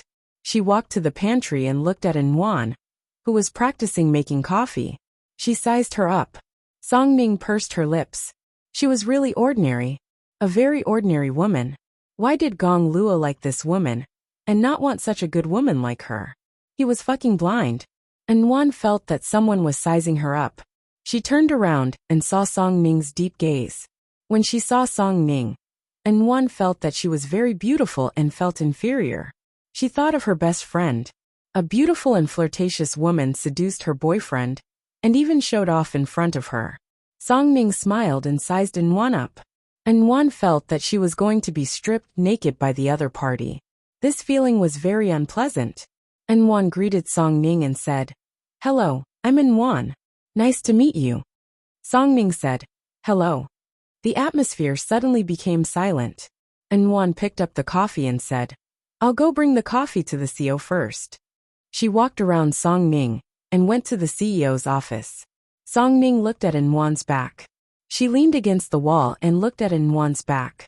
Her eyes were strange, and there was a cold smile on her lips. She ran her fingers through her hair.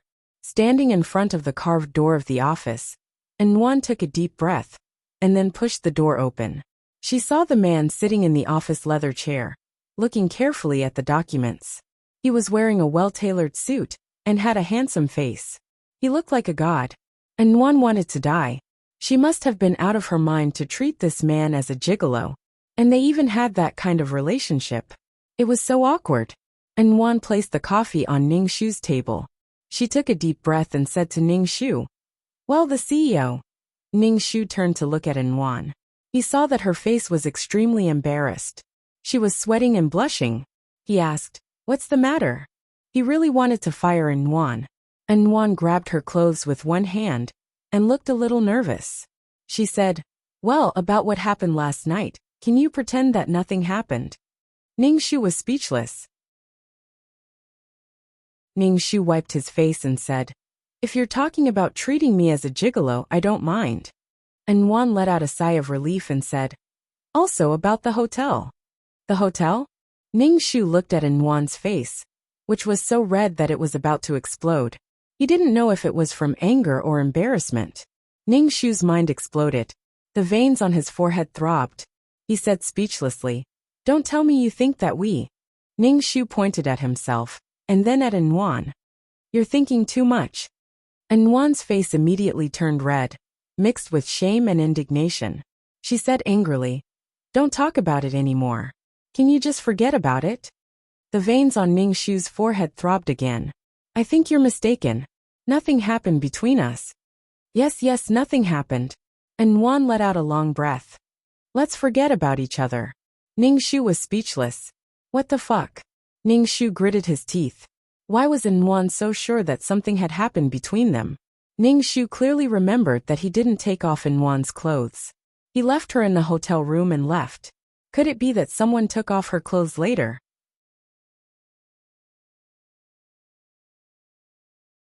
Chapter 412.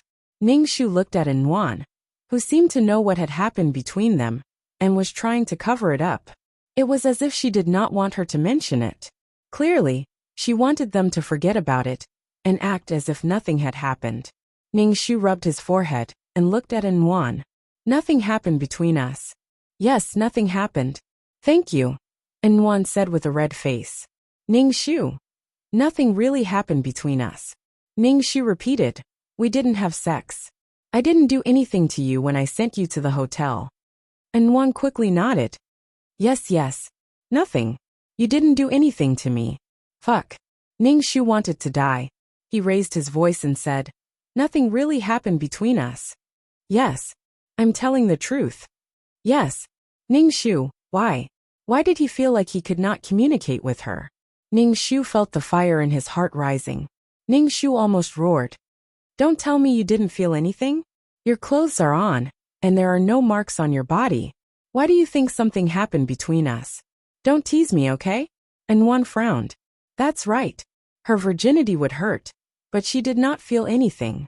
Could it be that nothing really happened? Wan looked at this handsome man and pursed her lips. She did not say anything and felt awkward. "Then CEO, I'll go out first." Wan felt that the room was very hot. She was sweating all over and felt very uncomfortable. Ning Shu waved his hand and told her to leave quickly. Ning Shu did not know what to do with Wan now. The plot kept putting her and Wan together. It was really annoying. She might as well ignore it. Anyway, she did not have sex with Wan. She did not need to be responsible for her. Just like that. If it was the original Gong Luo, she might have fallen in love with the female lead because of this. But she definitely would not. She would never fall in love with a woman. But, maybe the powerful plot would make her fall in love with a woman. So cold. He had a premonition that he was going to bring the dog home. "CEO, these are the documents you need to sign." Not long after Wan left, Song Ning ran in again to make her presence known. Ning Shu looked at the beautiful Song Ning and felt his balls ache. Ning Shu reached out to take the document from Song Ning's hand, but Song Ning refused to let go. Ning Shu tried to pull away, but Song Ning refused to let go. He decided to just throw it away. Damn it, how could she be seduced by a woman? Don't joke around. Song Ning looked at Ning Shu and pouted. "How boring." Ning Shu asked, What did you say to the secretary just now? You talked for so long. I'm jealous. Ning Shu was speechless. Tired sleep does not love. Ning Shu looked at Song Ning without saying a word. Song Ning's expression immediately became serious. She looked like a strong woman. Her style changed very quickly. Her appearance gave off a special charm that made men want to conquer her. Ning Shu said, "You don't lack this salary, so don't make trouble here." Song Ning said with a serious face, "Gong Luo, I want to have more opportunities to spend time with you. I want you to fall in love with me. If you can't, I'll choose to give up. We'll call off the engagement. That's good for both of us." Ning Shu was a little surprised by this girl's straightforwardness. He asked, "How long do you plan to stay?" Song Ning shrugged. "It will take some time. I need enough time to confirm if you will fall in love with me." Damn, she was really making trouble. The female lead was already a headache, but this Song Ning was still making trouble. His head was about to explode. He really could not enjoy being surrounded by beauties. Ning Shu called the head secretary to the front and said directly, "An is not suitable for this job. Don't." The head secretary was stunned. He asked, "CEO, is there anything you are not satisfied with about An's ability is not to be doubted. After all, she was carefully selected. She can still do the job of serving tea well." What was he not satisfied with? Ning Shu said stubbornly, "I don't like her." The head secretary was speechless.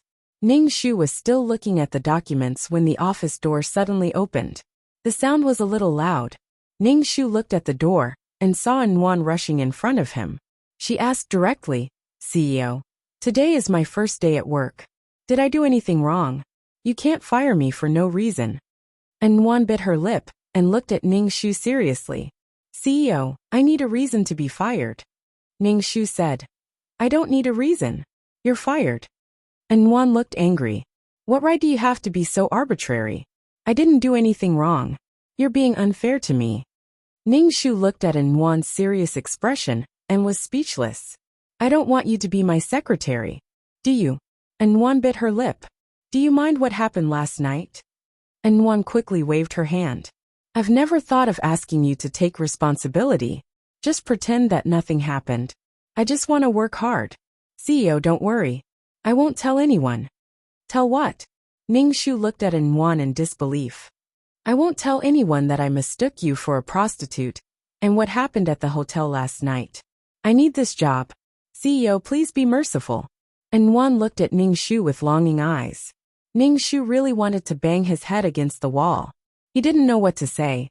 Previously, he thought that they had made things clear. But now, it seemed that Anwan's mind was still not clear. She still thought that there was something between them. Ning Shu laughed coldly and didn't say anything. He looked at An coldly. An was a little frightened by Ning Shu's gaze. She was so scared that she shrank back. She mustered up her courage and said, "You can't fire me. Otherwise, I'll expose it to the media." "Expose what?" Ning Shu asked curiously. Did An have something on her? Absolutely not. An looked at Ning Shu and said, "I'll only tell you if you promise not to be angry.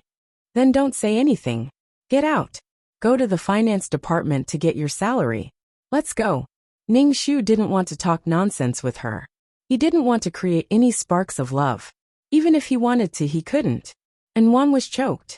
She took a deep breath and said, "If you hate me because of what happened last night, I apologize. But I really need this job."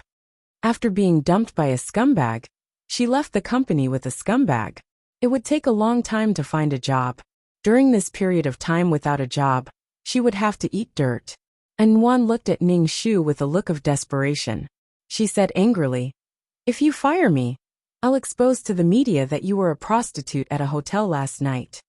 Ning Shu was speechless. This imagination of hers was enough to make one kneel down. An thought that she was a prostitute. Now, she actually wanted to expose her to the media and make her a prostitute.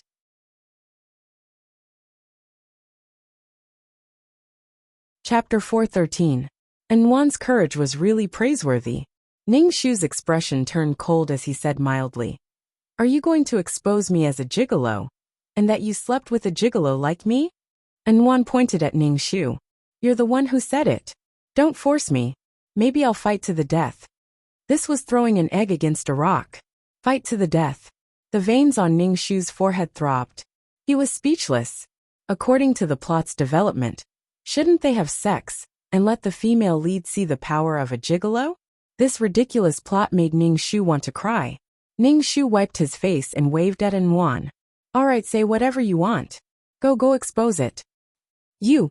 Enwan's hands and feet went numb from Ningshu's unbridled behavior.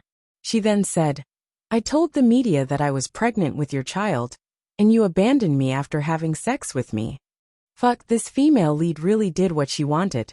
So willful. This was the plot. Nothing had happened between them before, and it was just the female lead's imagination. However, the female lead was already very willful in front of her. If it was another boss who wanted to fire the female lead, would the female lead be like this? When facing the male lead, she was full of confidence and felt that the male lead would compromise. No wonder Gong Luo always felt that she was abnormal, to the point that she was groveling for the female lead. In order to show the male lead's love for the female lead, she trampled the male lead into the mud. Although it was natural for a man to dote on his wife, in the plot, the male lead couldn't live without the female lead. After getting married, Enwan wanted to divorce in all sorts of ways. When he heard Enwan say divorce, Gong Luo would press Enwan down and have sex with her for a while, then say evilly, can't I satisfy you? You just have to want a divorce. But all sorts of actions were also fun. Gong Luo was too strong. I couldn't take it. The next day, I held my sore waist and gritted my teeth to ask for a divorce. Gong Luo was cold and self-restrained. His IQ was definitely high. His position determined that he had to maintain a calm mind. However, in the plot, Gong Luo was a childish boy with no intelligence to speak of. His personality was so bad that it was as if he had been possessed. Ningshu's expression turned cold. He looked at Enwan and said, So you're trying to blackmail me? What do you want? Do you want me to be responsible for you? I don't want you to be responsible for me. I just want to work, but you have to force me. Enwan puffed out her chest, trying to make herself look more righteous. Ningshu was speechless. I'm fucking forcing you. This is my company. If I tell you to scram, you should scram. What kind of logic is this? Especially when Ningshu saw Enwan's aggrieved look, he felt like he was about to spit out a mouthful of blood. Did she think that he should give in to her just because they had slept together? Get lost. I don't want to see you. Did you say that you have a child, or that I'm a gigolo? You can do whatever you want. Ningshu couldn't bear to see Enwan pestering him endlessly. He should let himself back down. What kind of logic was this? She didn't know Enwan anything at all. Actually, in essence, Enwan had used her body in exchange for Gong Luo's endless love. You slept with my body, so you should treat me well. You have to treat me well. Although it was called love, it was also Gong Luo who had been giving. In the name of love, it was reasonable for her to give in whatever she did. Enwan stared blankly at the cold and heartless Ningshu and complained, I've never seen someone as cold-blooded as you. Despicable capitalist. I didn't do anything wrong at all, and you want to fire me. I signed a contract when I entered the company. What you're doing is illegal. I'm going to expose you for exploiting workers. Ningshu was speechless. Ningshu didn't know how Gong Luo managed to hold it in, but she really couldn't hold it in anymore. He also saw how powerful the plot was. It would always involve the two of them together. Ningshu got up from his chair and walked in front of Enwan. He looked down at the trembling Enwan from above. This man's aura was really too strong. Enwan couldn't help but take a step back to reduce her fear of this man. Enwan felt wronged. She felt that the CEO today was different from the CEO yesterday. He was so cold today. But she needed this job too much. She had many younger brothers at home who were in university. Also, she didn't want to be looked down upon by that adulterous couple. She couldn't let them see that she didn't even have a job. She didn't even have a career. Enwan felt that she was very pitiful. Right now, she only wanted to work seriously, but she met such a boss. Enwan felt that she should go burn incense. She was too unlucky. You really want to stay in the company? Ningshu looked at Enwan and asked with a smile. And Wan saw the smile on Ning Shu's face, and instinctively felt that something was wrong. This black-bellied big bad wolf smile was the detestable smile of an exploiter. And Wan straightened her back and said with a trembling voice, "As long as you let me stay in the company, I'll do anything you want me to." Ning Shu was speechless. Ning Shu felt very bored. And Wan was acting as if he was a big villain, a big pervert who wanted her to give herself to him. Ning Shu expressed that he didn't want to be with girls. And Wan saw that the CEO was staring at her with a deep and calm gaze that made her heart tremble. She hurriedly said, "Let's make this clear first. You can't force me to sell my body." Ning Shu's face twitched and he said directly, "Since you want to stay in the company, then stay in the company. Go do the cleaning. When I'm in a good mood, I'll let you come back to be my secretary." Do cleaning? Did that mean that he wanted her to mop the floor and clean the toilets? And Wan was stunned. She looked at Ning Shu in a daze. "You want me to mop the floor?" Ning Shu said, "Not only do you have to mop the floor, but the glass doors and windows of the company have to be wiped clean. The water in the toilets must be clean enough to drink." And Wan was speechless. And Wan was furious. This man was deliberately making things difficult for her. She didn't do anything wrong. So why did he hate her so much?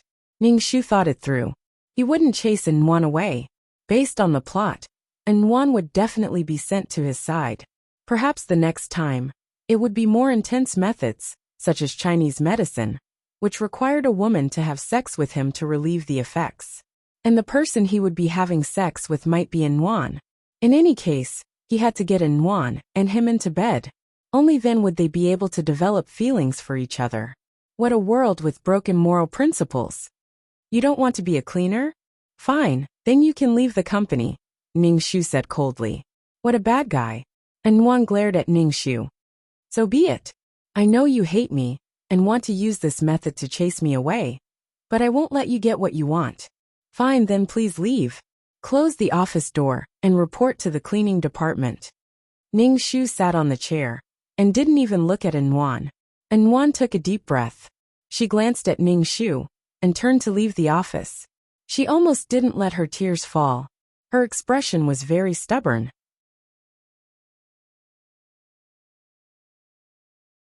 Chapter 414. Ning Shu chased An Wan to the cleaning department. Without An Wan by his side, Ning Shu suddenly felt that the whole sky was bright. He kept feeling uncomfortable. He was a cute girl, but he actually had to do that with a girl. The plot was like a tiger watching its prey, always wanting to get them on the bed. Just thinking about that scene made him want to vomit blood. You must stay calm, my moral integrity. Why are you looking at me like that? Ning Shu looked at Song Ning, who was in an office lady's suit, sitting on the sofa. She supported her chin and looked at Ning Shu in confusion. She looked confused, but she gave off a very flirtatious feeling. Song Ning narrowed her eyes and asked, "How did An Wan offend you? You want her to clean the toilet?" Song Ning was really confused. She looked at Ning Shu with a questioning and sharp gaze. Song Ning was really confused. Shouldn't Gong Luo dote on An Wan and put the whole world in her hands? What was going on now? Song Ning's gaze scraped across Ning Shu's face inch by inch. It was very sharp. Ning Shu's expression was very cold. He said calmly, "She disobeyed me. This is her punishment." Song Ning made a no sound. So he was sulking. Every time Song Ning saw Gong Luo, this man, he was so stubborn. He was expressionless, as if he had facial paralysis. He would only have an expression when he was with An Wan. Song Ning was very unhappy. She really didn't understand what was so good about An Wan. Love was really unreasonable. She didn't know if anything had happened between Gong Luo and An Wan. "Gong Luo, can I ask you something?" Song Ning asked Ning Shu. Ning Shu raised his eyebrows and looked at Song Ning. Ning Shu was a little confused. He felt that there was something wrong with this Song Ning. "What is it?" Ning Shu's face was tense. "You're here to work, not to chat. If you're going to be like this, you can go back." Song Ning walked to the desk and slammed her hands on it. She tilted her body and looked into Ning Shu's eyes.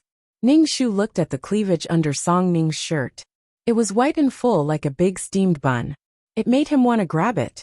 Ning Shu took a deep breath. This Song Ning was always trying to seduce him. Ning Shu felt like he couldn't control himself anymore. Oh, Song Ning's temperament was ever-changing. She was like a little vixen. This kind of woman was much more interesting than Yuan. Once again, she felt sorry for the male lead's taste. However, once the male lead had someone in mind, his eyes could no longer see anyone else. In his eyes, Yuan was the most beautiful. Everyone else was either ugly or a femme fatale. Ning Shu lowered his eyes and didn't look at Song Ning.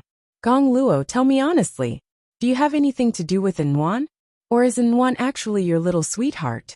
As your fiancé, I have the right to know.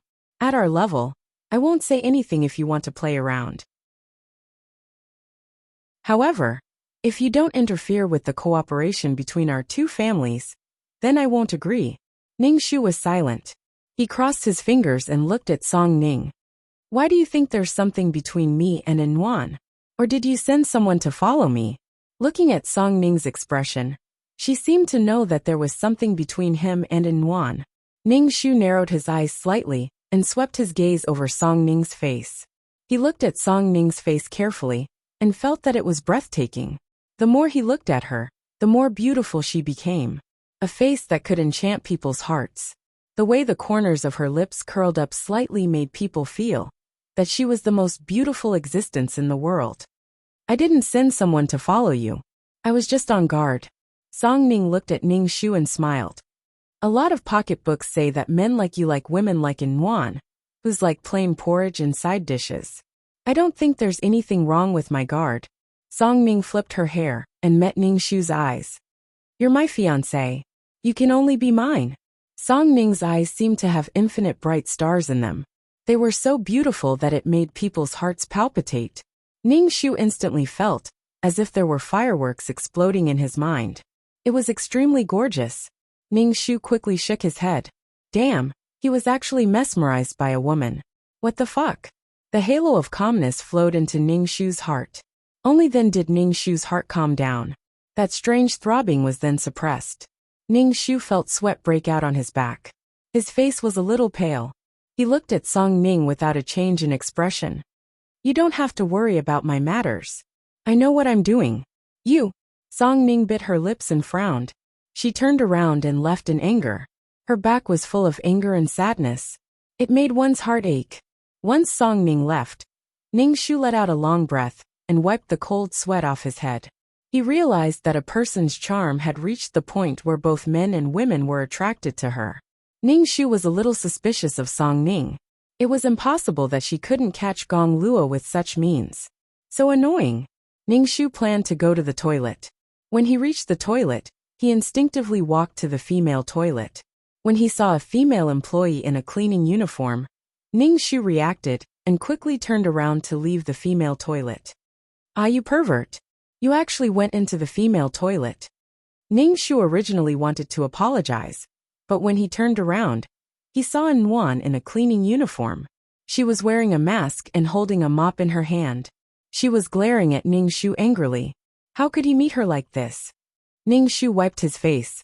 He didn't want to say anything, and turned to leave the female toilet. Yuan shouted, You pervert. You actually went into the female toilet.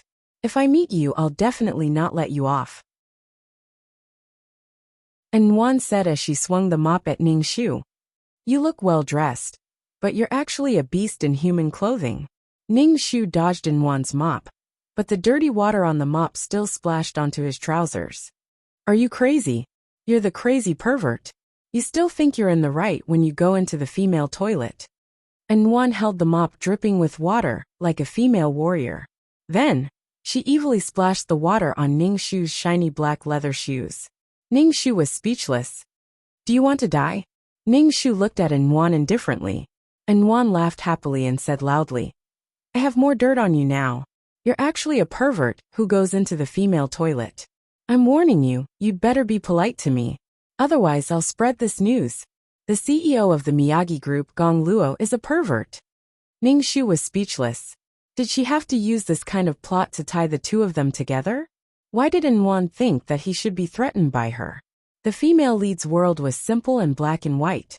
With this kind of personality, who knew how many people she would offend? Ning Shu turned to leave. The more he competed, the more tired he would be. Especially when he was competing with someone like the female lead who was pure, innocent, and sweet. It was even more tiring. And Wan saw that Ningshu was about to escape. So she held the mop and opened her arms to block Ningshu's path. She raised her head and looked at Ningshu. You can't leave. You're blocking me in front of the female toilet. Do you want to do something to me? Ningshu looked down at Wan.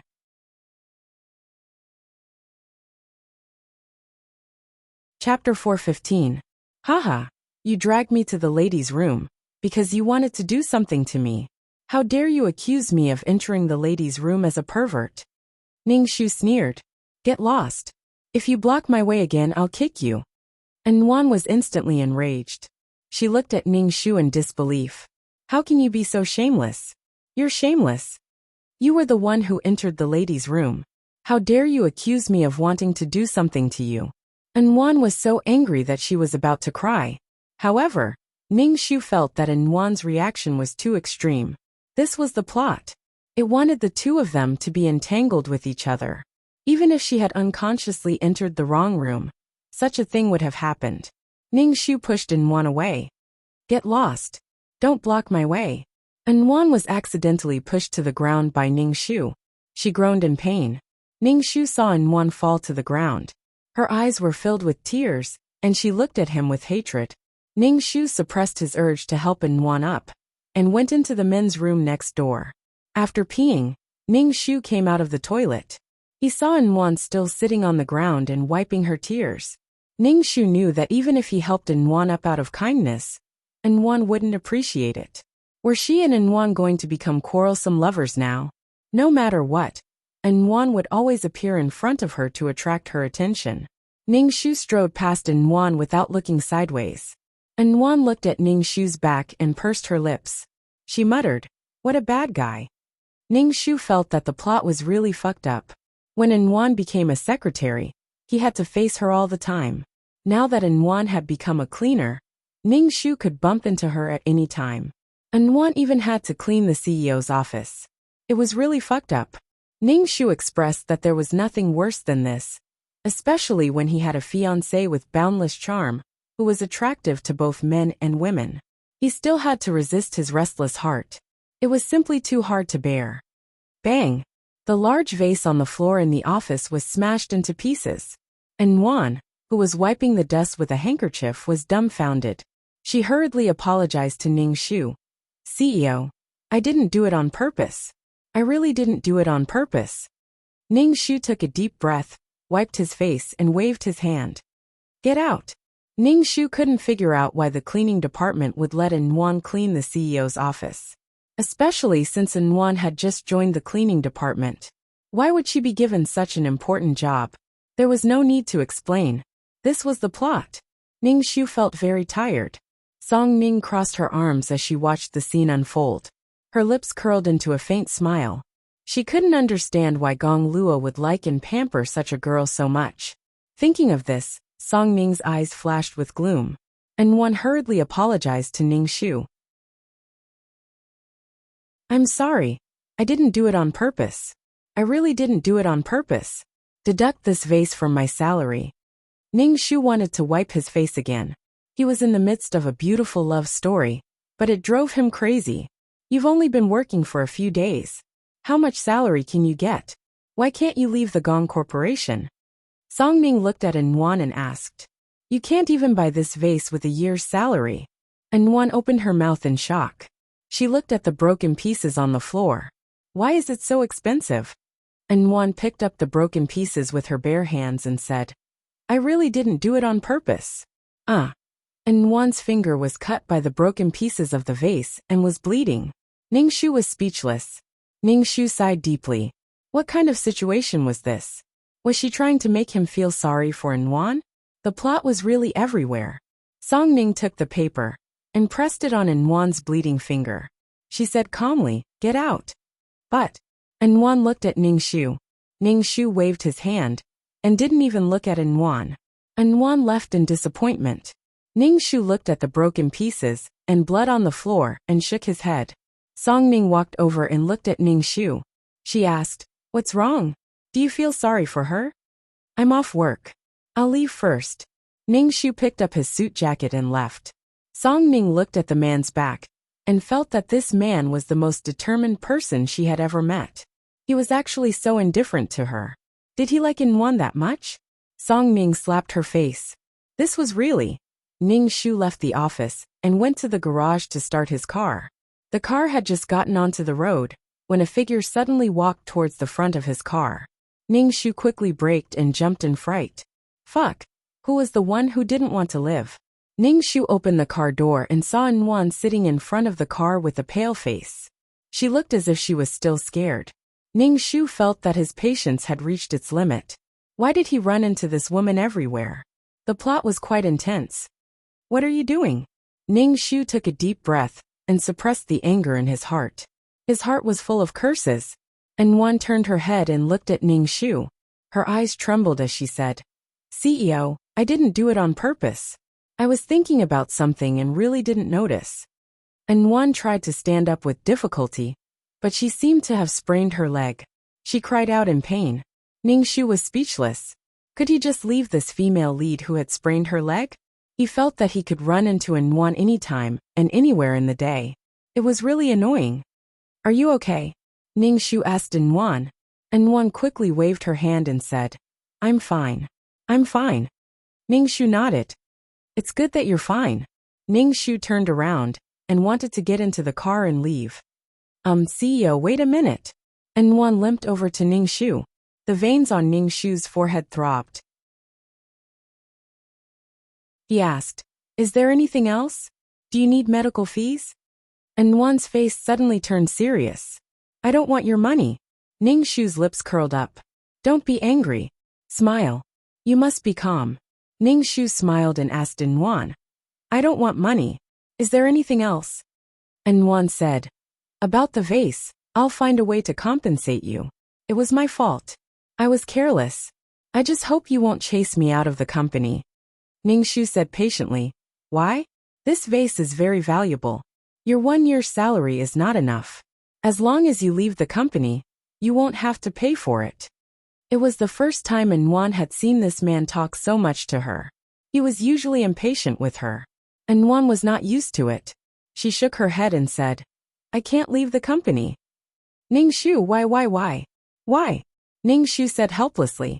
He really couldn't understand what the female lead was thinking. In Won said, I need this job. My brother is in college, and I have to send money home every month. Ning Shu moved his neck and said, But you have to pay for the vase. Your 1 year's salary will be gone. It's like you worked for free for a year. You can quit and find another job. In Won shook her head again. I can't leave the company. Ning Shu was speechless. Damn it. The topic kept repeating itself.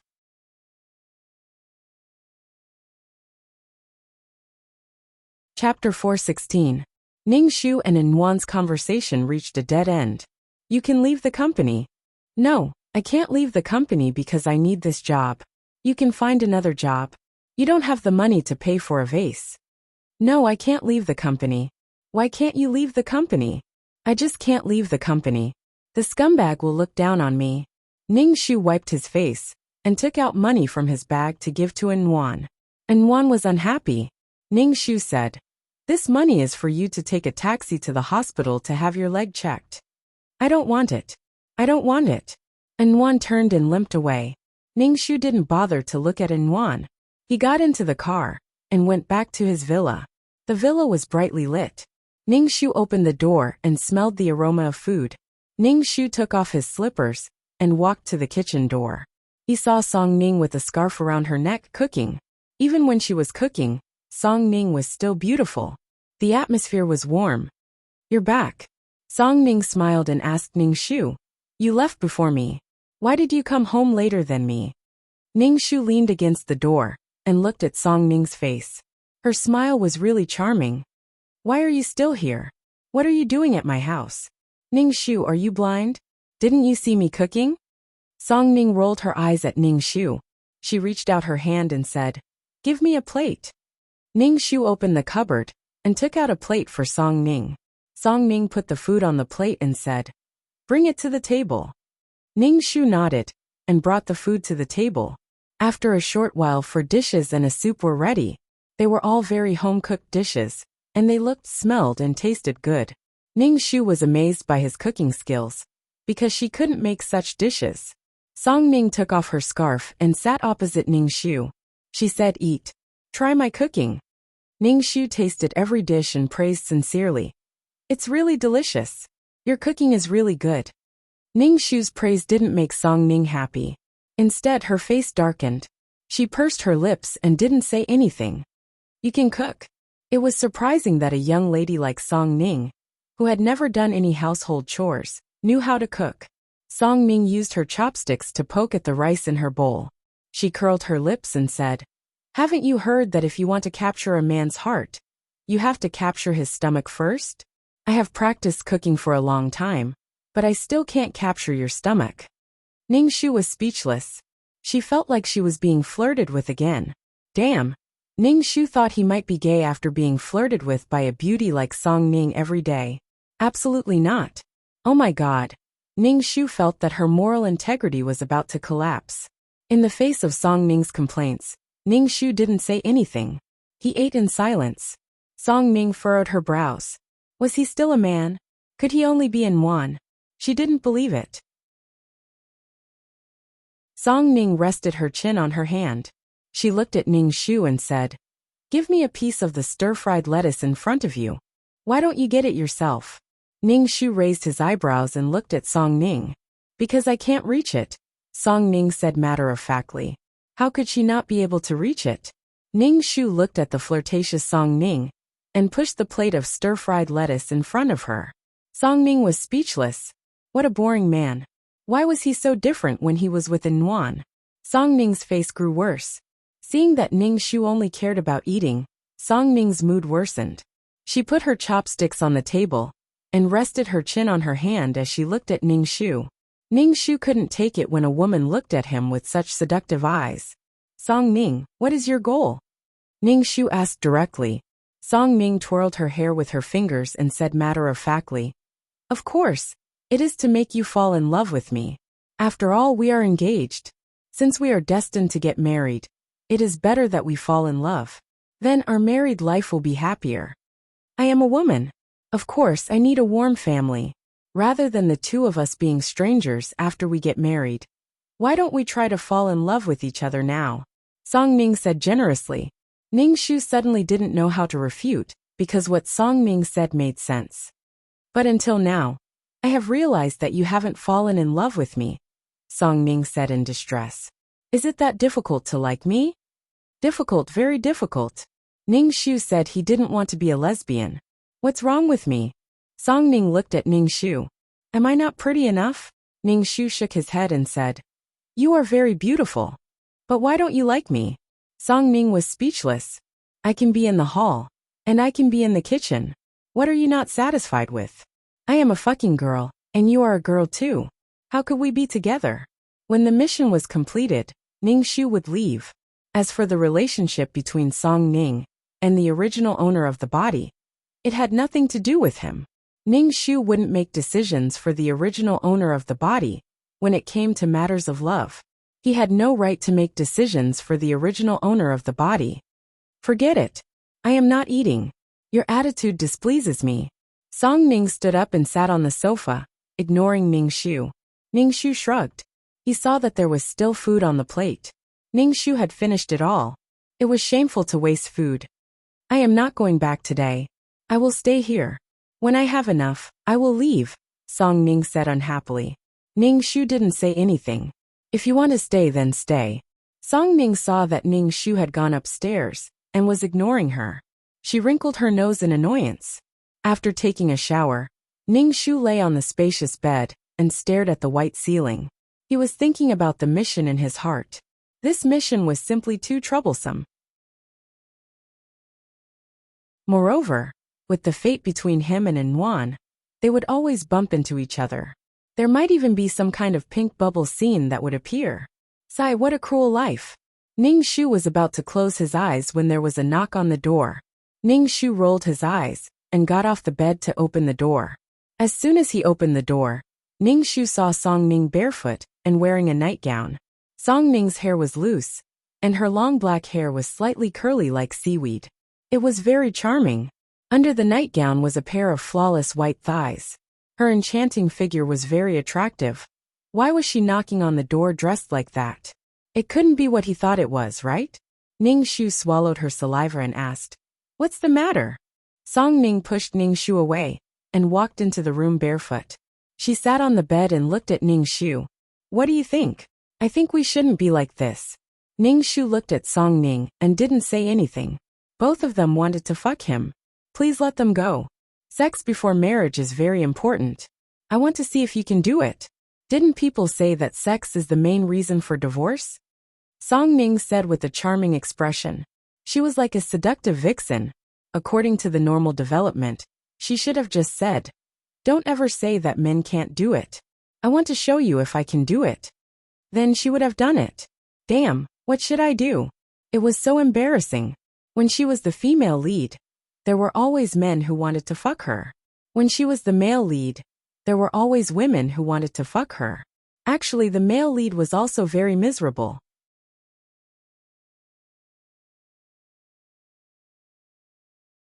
Chapter 417. Ning Shu pursed his lips and looked at the seductive little vixen at the door. The veins on his forehead bulged. It was so awkward, but he still had to maintain a smile. "Are you sure?" He looked at Song Ning and asked, "Are you sure you want to?" Song Ning stood up and walked in front of Ning Shu. She reached out and poked Ning Shu's chest. "We're all adults. What do you think?" Ning Shu smiled and grabbed Song Ning's white jade-like fingers. He looked at her fingers carefully. They were slender and beautiful. Every finger seemed to have been carefully polished. She was really a beautiful woman. Seeing Ning Shu so focused, Song Ning Shu's heart couldn't help but throb. Song Ning's heart skipped a beat uncontrollably. This man was really handsome. Ning Shu let go of Song Ning's fingers and turned to touch Song Ning's arm. It was as if she was touching a piece of warm and smooth white jade. It was indescribably moving. Ning Shu's heart uncontrollably spasmed. Song Ning's face flushed red. She looked at Ning Shu with eyes full of love. Ning Shu looked into Song Ning's eyes. He felt that this woman loved him very much. It was as if he was the most important person in her life. He was worthy of her trust and love. Their hearts were connected. Ning Shu grabbed Song Ning's arm and pulled her out of the room. He said calmly, "I don't want to talk to you." Song Ning's face froze. She was in disbelief and anger. Her expression was strange. "Are you a man?" Song Ning didn't know what to say. Did Gong Luo really like Inwan that much? Did he want to keep his chastity for Inwan? Song Ning was furious. She reached out and grabbed Ning Shu's clothes. She said fiercely, "Are you a man or not? Or are you saying you can't do it? I'm going to pounce on you today and make you mine." Song Ning said as she stood on her tiptoes to kiss Ning Shu. Fuck, this was too much. Ning Shu put his hand on Song Ning's face and said, "Go to sleep. Don't think about anything else." Then Ning Shu slammed the door shut. Song Ning's nose was almost flattened by the door. Song Ning rubbed her nose and sneered. She crossed her arms and walked away. Ning Shu shook her head and lay down on the bed to sleep. This wasn't her body. She was here to complete a mission. She didn't have the right to use the client's body to do anything out of line. And she definitely couldn't cause any trouble for the client. Especially when it came to matters of the heart. Ning Shu didn't dare to cross the line. He couldn't be greedy for momentary pleasure and complicate things. As for his fiancée Song Ning, he would have to wait for the original owner, Gong Luo, to come back and deal with her. The next day, Ning Shu woke up and went downstairs. He didn't see Song Ning, so he asked Auntie Li, "Where is Miss Song?" Miss Song left early in the morning. Auntie Li poured a glass of milk for Ning Shu. She left early in the morning. Ning Shu raised his eyebrows. It seemed that what happened last night made Song Ning angry. Ning Shu shrugged. She left, so be it. It was better if she didn't hang around in front of him. She wasn't a real man. Ning Shu drove to the company to pick her up. As soon as she entered the company, a figure bumped into her arms. Ning Shu quickly pushed the person away. It was Inwan in her cleaning uniform again. Inwan was mopping the floor and didn't notice the person beside her. She accidentally bumped into the person who was rude and almost pushed her. "Why are you like this?" and Wan immediately scolded. When she turned her head and saw that it was Ning Shu, she immediately shushed him and lowered her head. Ning Shu said calmly, "Be careful when you're cleaning. Can you take responsibility if you bump into a client?" And Wan pouted and said, "I didn't do it on purpose. Why are you so fierce?" "Am I fierce? I'm just stating the facts," Ning Shu said helplessly. And Wan nodded and Ning Shu left. And Wan caught up with Ning Shu and asked, "CEO, you won't fire me, right?" Ning Shu said, "Since you want to stay in the company, then stay. Remember, you have to pay for the vase." "I know. Thank you. I'll pay for the vase." And Wan suddenly smiled. Seeing In Wan like this, Ning Shu really wanted to facepalm. When he entered the office, he saw Song Ning, who was in her office attire, organizing documents. Everything in the office was neat and tidy. Ning Shu thought that Song Ning had left the company, but he didn't expect her to come so early. "Morning," Ning Shu greeted Song Ning. Song Ning's expression was calm. She said seriously and coldly, "Morning, CEO." Then she brushed past Ning Shu like a stranger and left. She was so passionate yesterday, but today she was so cold. He really couldn't get used to it. She was really fickle. She was probably still angry about what happened last night. Ning Shu didn't think he did anything wrong. Song Ning's anger had nothing to do with him. After that, Song Ning showed the demeanor of a strong woman. She took care of everything. Ning Shu didn't say anything, but Song Ning could understand what he was thinking. She was really capable, but she was very cold to him. She looked serious and treated him like a boss. Ning Shu shrugged and didn't care at all. It was best to be cold like this. He couldn't stand it when she kept flirting with him. With Song Ning by his side, Ning Shu's work was much easier. Facing a mountain of documents, Song Ning could distinguish the important and urgent documents, and the ones that could be delayed. This made Ning Shu's work more organized and easier. Song Ning looked at Ning Shu's indifferent expression. She bit her lips tightly. She looked at Ning Shu's eyes with indifference and indignation. Ning Shu ignored Song Ning, who was as cold as ice. She was thinking about the mission. Looking at In Wan mopping the floor and wiping the coffee table, Ning Shu felt that he should think of a way to cut off the practice between the original owner and In Wan. Ning Shu didn't expect that he would have to do something like this one day. Breaking up the couple? In Wan, who was wiping the glass, kept feeling a burning gaze on her. She followed the gaze and met the CEO's meaningful gaze. And Wan's heart thumped. What was wrong with this person? Why did he keep staring at her? Could it be that he was thinking of firing her?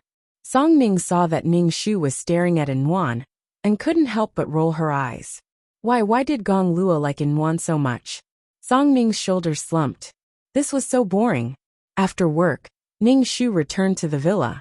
He didn't see Song Ning, and didn't see her cooking. He asked Auntie Lee, "Where's Miss Song?" Auntie Lee said, "Miss Song went back. She already packed her luggage." Ning Shu raised his eyebrows. What was going on? Ning Shu didn't care at all. And Wan was already a headache. It was good that Song Ning left. After going to work, Ning Shu didn't see Song Ning in her suit. He looked around but didn't see her.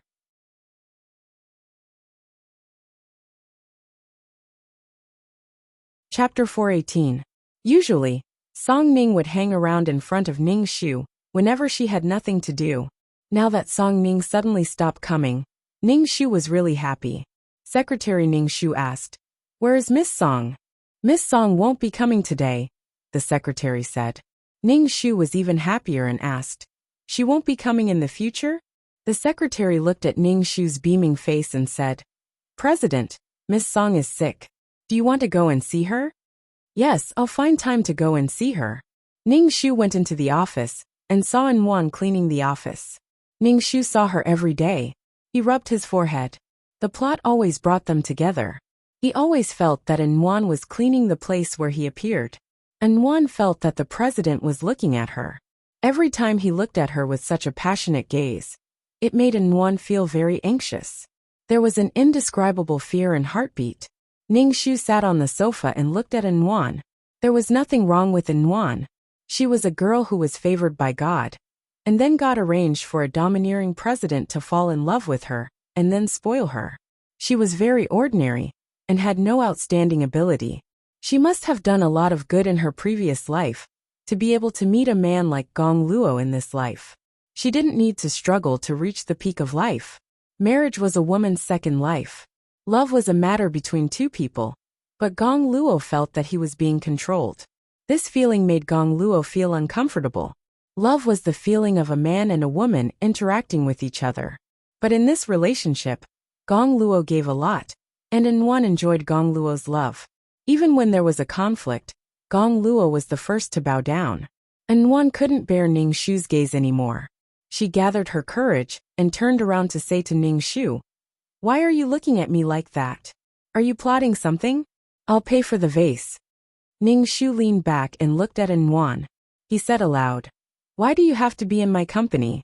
I can introduce you to a position in other companies." N1 held the handkerchief in her hand and said, "Other companies may not want me. Scumbag, no, my ex-boyfriend is very rich. He will deliberately cause trouble for me. I may be fired if I go to other companies. Fuck, this plot is so fucked up." He wanted N1 to take root in the Miyagi Corporation. Ning Shu's face twitched. He didn't know what to say, so he waved his hand at N1. "Get out." N1 nodded and went out obediently. When she reached the door, she stopped, turned around, and said to Ning Shu, "CEO, I feel like you hate me. Is that so?" Ning Shu said casually. N1 said tactfully, "In the future, I'll appear less in front of you. I'll clean the office when you're not in the office." Ning Shu grunted and did not express any opinion. N1 felt an indescribable sense of loss in her heart. She asked Ning Shu, "I heard that Miss Song Ning is your fiancé?" "Uh-huh." Ning Shu nodded. N1 suddenly didn't know what to say. She looked at the man sitting on the sofa, noble and proud. Her heart couldn't help but twitch because this man's face was enough to charm anyone, men and women alike. "You can go out." Ning Shu waved his hand. N1 turned and walked out of the office. Ning Shu unbuttoned his suit, took off his jacket, and began to work. Then he realized that without Song Ning by his side, it was very difficult to work. He was used to a relaxed work environment, but now he was not used to it. Ning Shu shook his head. That was why he had to rely on himself for everything. Once he relied on others, it would become a habit, and it would be his own destruction. Song Ning really understood people's hearts. She invaded his life and worked in a way that penetrated the stone with dripping water. Now that she was suddenly not by his side, Ning Shu felt awkward and inconvenient. Song Ning had this ability, so why would she lose to N1 who didn't have any ability? This didn't make sense. After finishing his work, Ning Shu felt that he had to go and see Song Ning. When he reached the hospital ward, Ning Shu saw Song Ning's pale face. Her small face looked very delicate. Compared to her usual enchanting appearance, Song Ning was very weak now. She was like a child who had taken off her disguise, revealing her innermost nature. It made one's heart ache for her. Ning Shu didn't expect Song Ning to really be sick, and it seemed to be quite serious. He reached out his hand and placed it on Song Ning's forehead. "You have a low fever. What's wrong?" Song Ning coughed and rolled her eyes at Ning Shu. "I have a cold. I'm sick. I have a serious cold." Ning Shu could only say, "Rest well." Song Ning's face darkened. Her eyes lost their light. She reached out her hand and grabbed Ning Shu's finger. She was like a child grabbing onto Ning Shu's finger.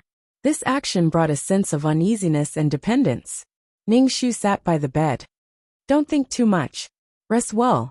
Song Ning grabbed onto Ning Shu's finger tightly and said in a low voice, "Ning Shu, is it really that difficult to give your heart to me?" "Difficult, very difficult." Ning Shu wouldn't give his heart to someone else. If his heart wasn't with her, would she still be herself? Would she still be able to calmly complete her mission? Her life wasn't even guaranteed. Moreover, giving his heart to a woman was even more ridiculous. Ning Shu said lightly, "Why do you want my heart? Isn't it good that we're like this?" "What good? I can't hold on to my heart anymore. That's why I want yours." Song Ning's expression was pitiful. "We're engaged. What's wrong with loving each other?" The veins on Ning Shu's forehead throbbed. His heart was filled with curses. "I don't want to lie to you. I won't fall in love with you." Ning Shu pried Song Ning's finger away. He felt a little apologetic. Song Ning's pale face twitched. Her eyebrows furrowed in anger and unwillingness, but it disappeared in an instant. She still looked pitiful. Ning Shu comforted Song Ning and wanted to leave. She couldn't fall in love with a woman now. She could only avoid Song Ning. As for this kind of relationship, she would leave it to the original owner to deal with. Moreover, this Song Ning was really charming. As a woman, she felt her heart skip a beat. Her charm was irresistible. Don't go. Don't go. Song Ning lifted the blanket and pulled out the 4 needle from the back of her hand. She stood barefoot in front of Ning Shu. Is it really that hard to make you fall in love with me? Ning Shu rubbed his forehead. Is it really that easy to fall in love? Can you fall in love just like that? Why are you in such a hurry to make me fall in love with you? Ning Shu frowned. He looked down at Song Ning. After all, they were engaged. With this layer of relationship, it was possible to slowly develop feelings for each other. But why was Song Ning in such a hurry? Song Ning's face froze. She said, because I'm in love with you. That's why I'm in such a hurry to get your response. I'm restless and anxious. That's why I'm in such a hurry.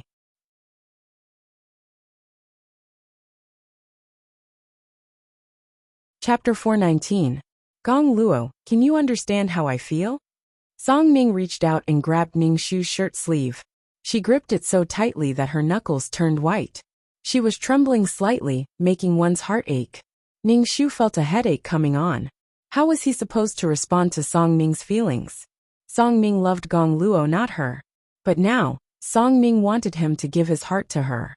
This heart was hers, not Gong Luo's. Song Ning, rest well. I'm leaving. Ning Shu pushed Song Ning's hand away and walked out of the ward. Gong Luo, how can you be so cruel to me? Song Ning's weak voice rang out in the ward.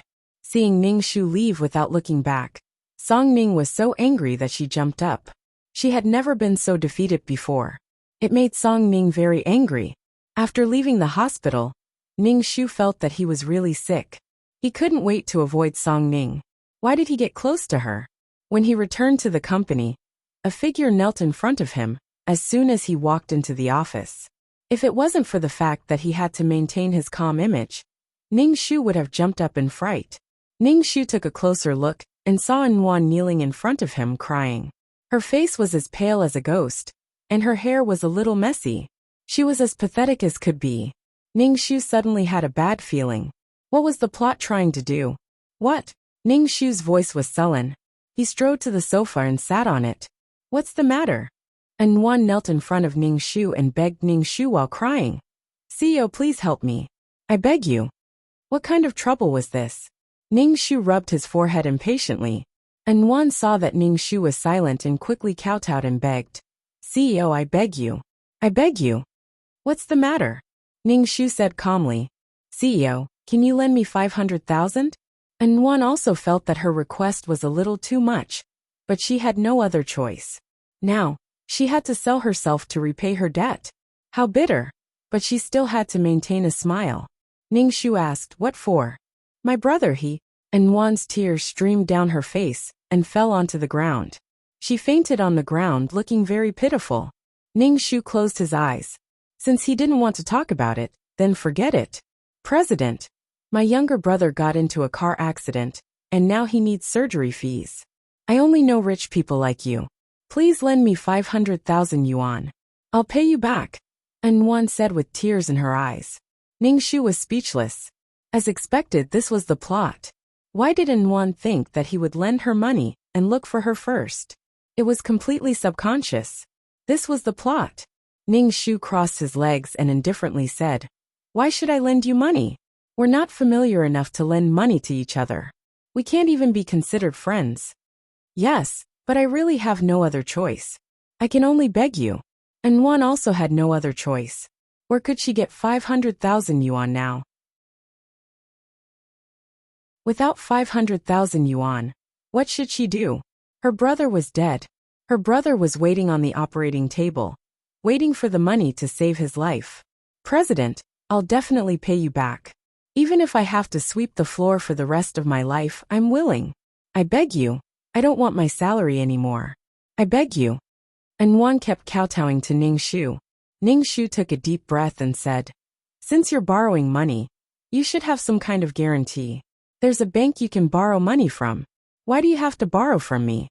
And Wan said, "I thought of using the house as a mortgage, but 500,000 yuan is not a small amount. It'll take a long time to verify it. My brother needs the money urgently to save his life." "Is it serious?" Ning Shu asked. And Wan wiped her tears. "He's unconscious now. He's waiting for the money to save his life. I'll do anything you want me to do. I beg you, President, I beg you." And Wan's face was red from crying. She looked very pitiful. Ning Shu thought about it and wrote a check for 500,000 yuan to Wan. And Wan wiped her tears, crying and laughing at the same time. Ning Shu kowtowed. Thank you. Wait a minute. Since you're borrowing money, you should write an IOU. My money doesn't grow on trees." Ning Shu said lightly. And Wan quickly said, "I'll write the IOU right away." And Wan wrote the IOU while crying. Ning Shu looked at the IOU and handed the check to Wan. And Wan kowtowed to Ning Shu again. Her hand holding the check was trembling because she had been kneeling for too long. She staggered when she got up and almost fell into Ning Shu's arms. Ning Shu turned around and avoided her. I'm sorry. I didn't mean it." And Wan quickly apologized. Her face was red from embarrassment. Ning Shu waved for her to leave, and Wan hurried out of the office. Ning Shu looked at the check and sneered. It wasn't that she was being kind. In order to connect her to Wan, the plot actually caused Wan's brother to get into a car accident. Now she was Wan's creditor. She was really unscrupulous. The whole world was serving Gong Luo and Wan's relationship, causing misunderstandings between them or elevating their feelings. Everyone was the foundation of their relationship. The heavens were heartless and treated all living things like straw dogs. It was really too extreme. The money in his hands could save lives, so be it. Besides, Ning Shu didn't want to use this IOU to threaten Wan. Ning Shu rubbed his forehead. Perhaps it was because he had stayed in the hospital for too long and had seen too many struggles. Ning Shu still couldn't stand by and do nothing. Ning Shu slapped himself in the face. Who asked you to pretend to be a Virgin Mary? After Song Ning recovered, she went back to work as if nothing had happened. She helped Ning Shu deal with things and didn't flirt with Ning Shu anymore. She looked like she was doing business. Seeing Song Ning like this, Ning Shu breathed a sigh of relief. He felt that this was pretty good. Perhaps the original owner would come back and see such a good fiancé. Maybe they would have a good marriage. As long as he didn't flirt with her. And Wan took 550,000 yuan to save her brother. When she came to work, she quickly bowed to Ning Shu and kept saying, "CEO, thank you. Remember to return me the 500,000 yuan. Ning Shu said coldly. And Wan pouted and said, "I know. I'll work hard and return the 500,000 yuan to you as soon as possible." After Wan left, Song Ning couldn't help but ask Ning Shu, "Why did you suddenly lend her money?" Song Ning raised her eyebrows. "Don't tell me she sold herself to you for 500,000 yuan?" Ning Shu was speechless.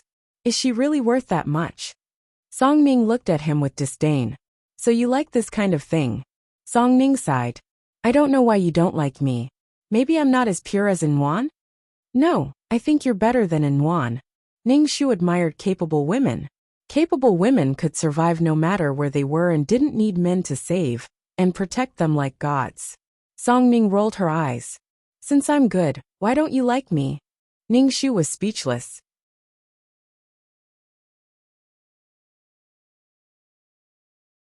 Chapter 420.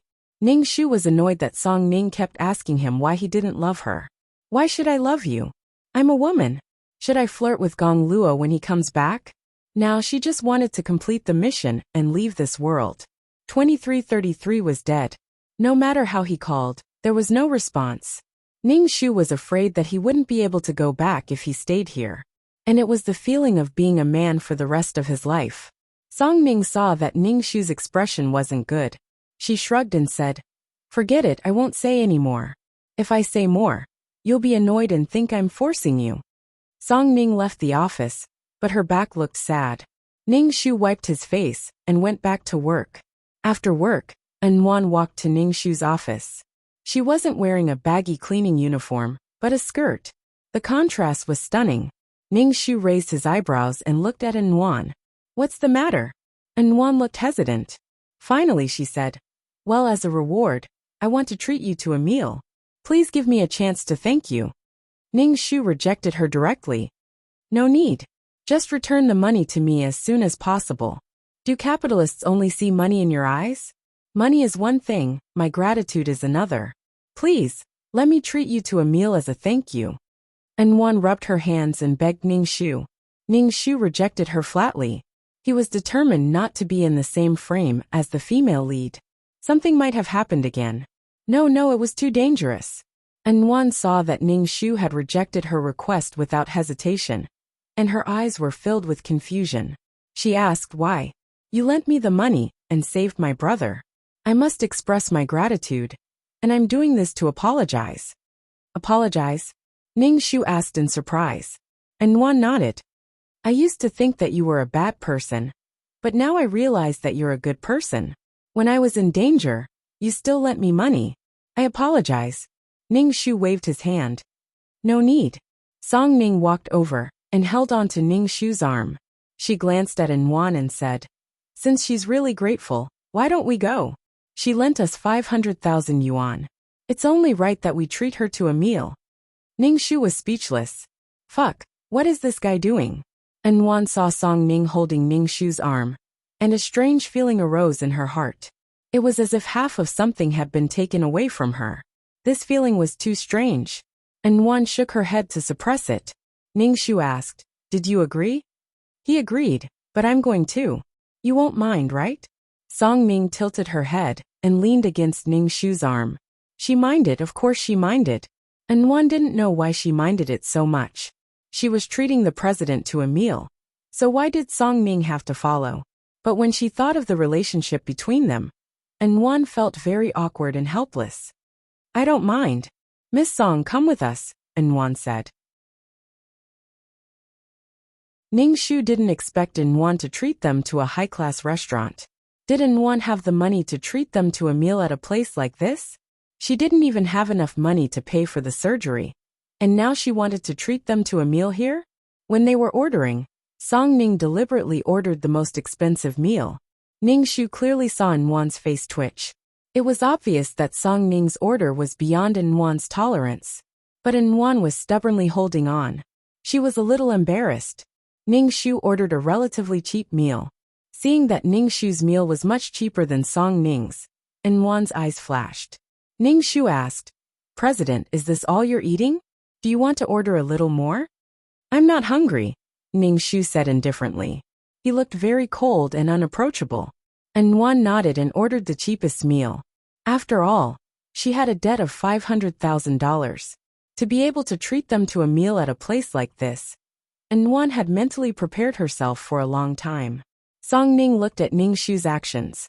She moved closer to Ning Shu's ear and whispered, "You're so considerate. You're always thinking of saving money for Anwan." Ning Shu felt his ear itch. Song Ning's hot breath was on his ear. It was very itchy. Song Ning saw Ning Shu's ears twitch. Her ears were turning pink at a speed visible to the naked eye. She suddenly burst out laughing.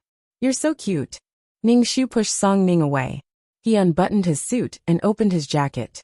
He could feel the fine hairs on his back. Anwan looked at their actions and felt that she was a big light bulb. It was indescribably awkward. The steak was served. Song Ning pushed the plate in front of Ning Shu. "Help me cut it." Ning Shu really wanted to ask why. Was her hand lame? Song Ning looked at Ning Shu with pitiful eyes. She reached out her slender and fair hand.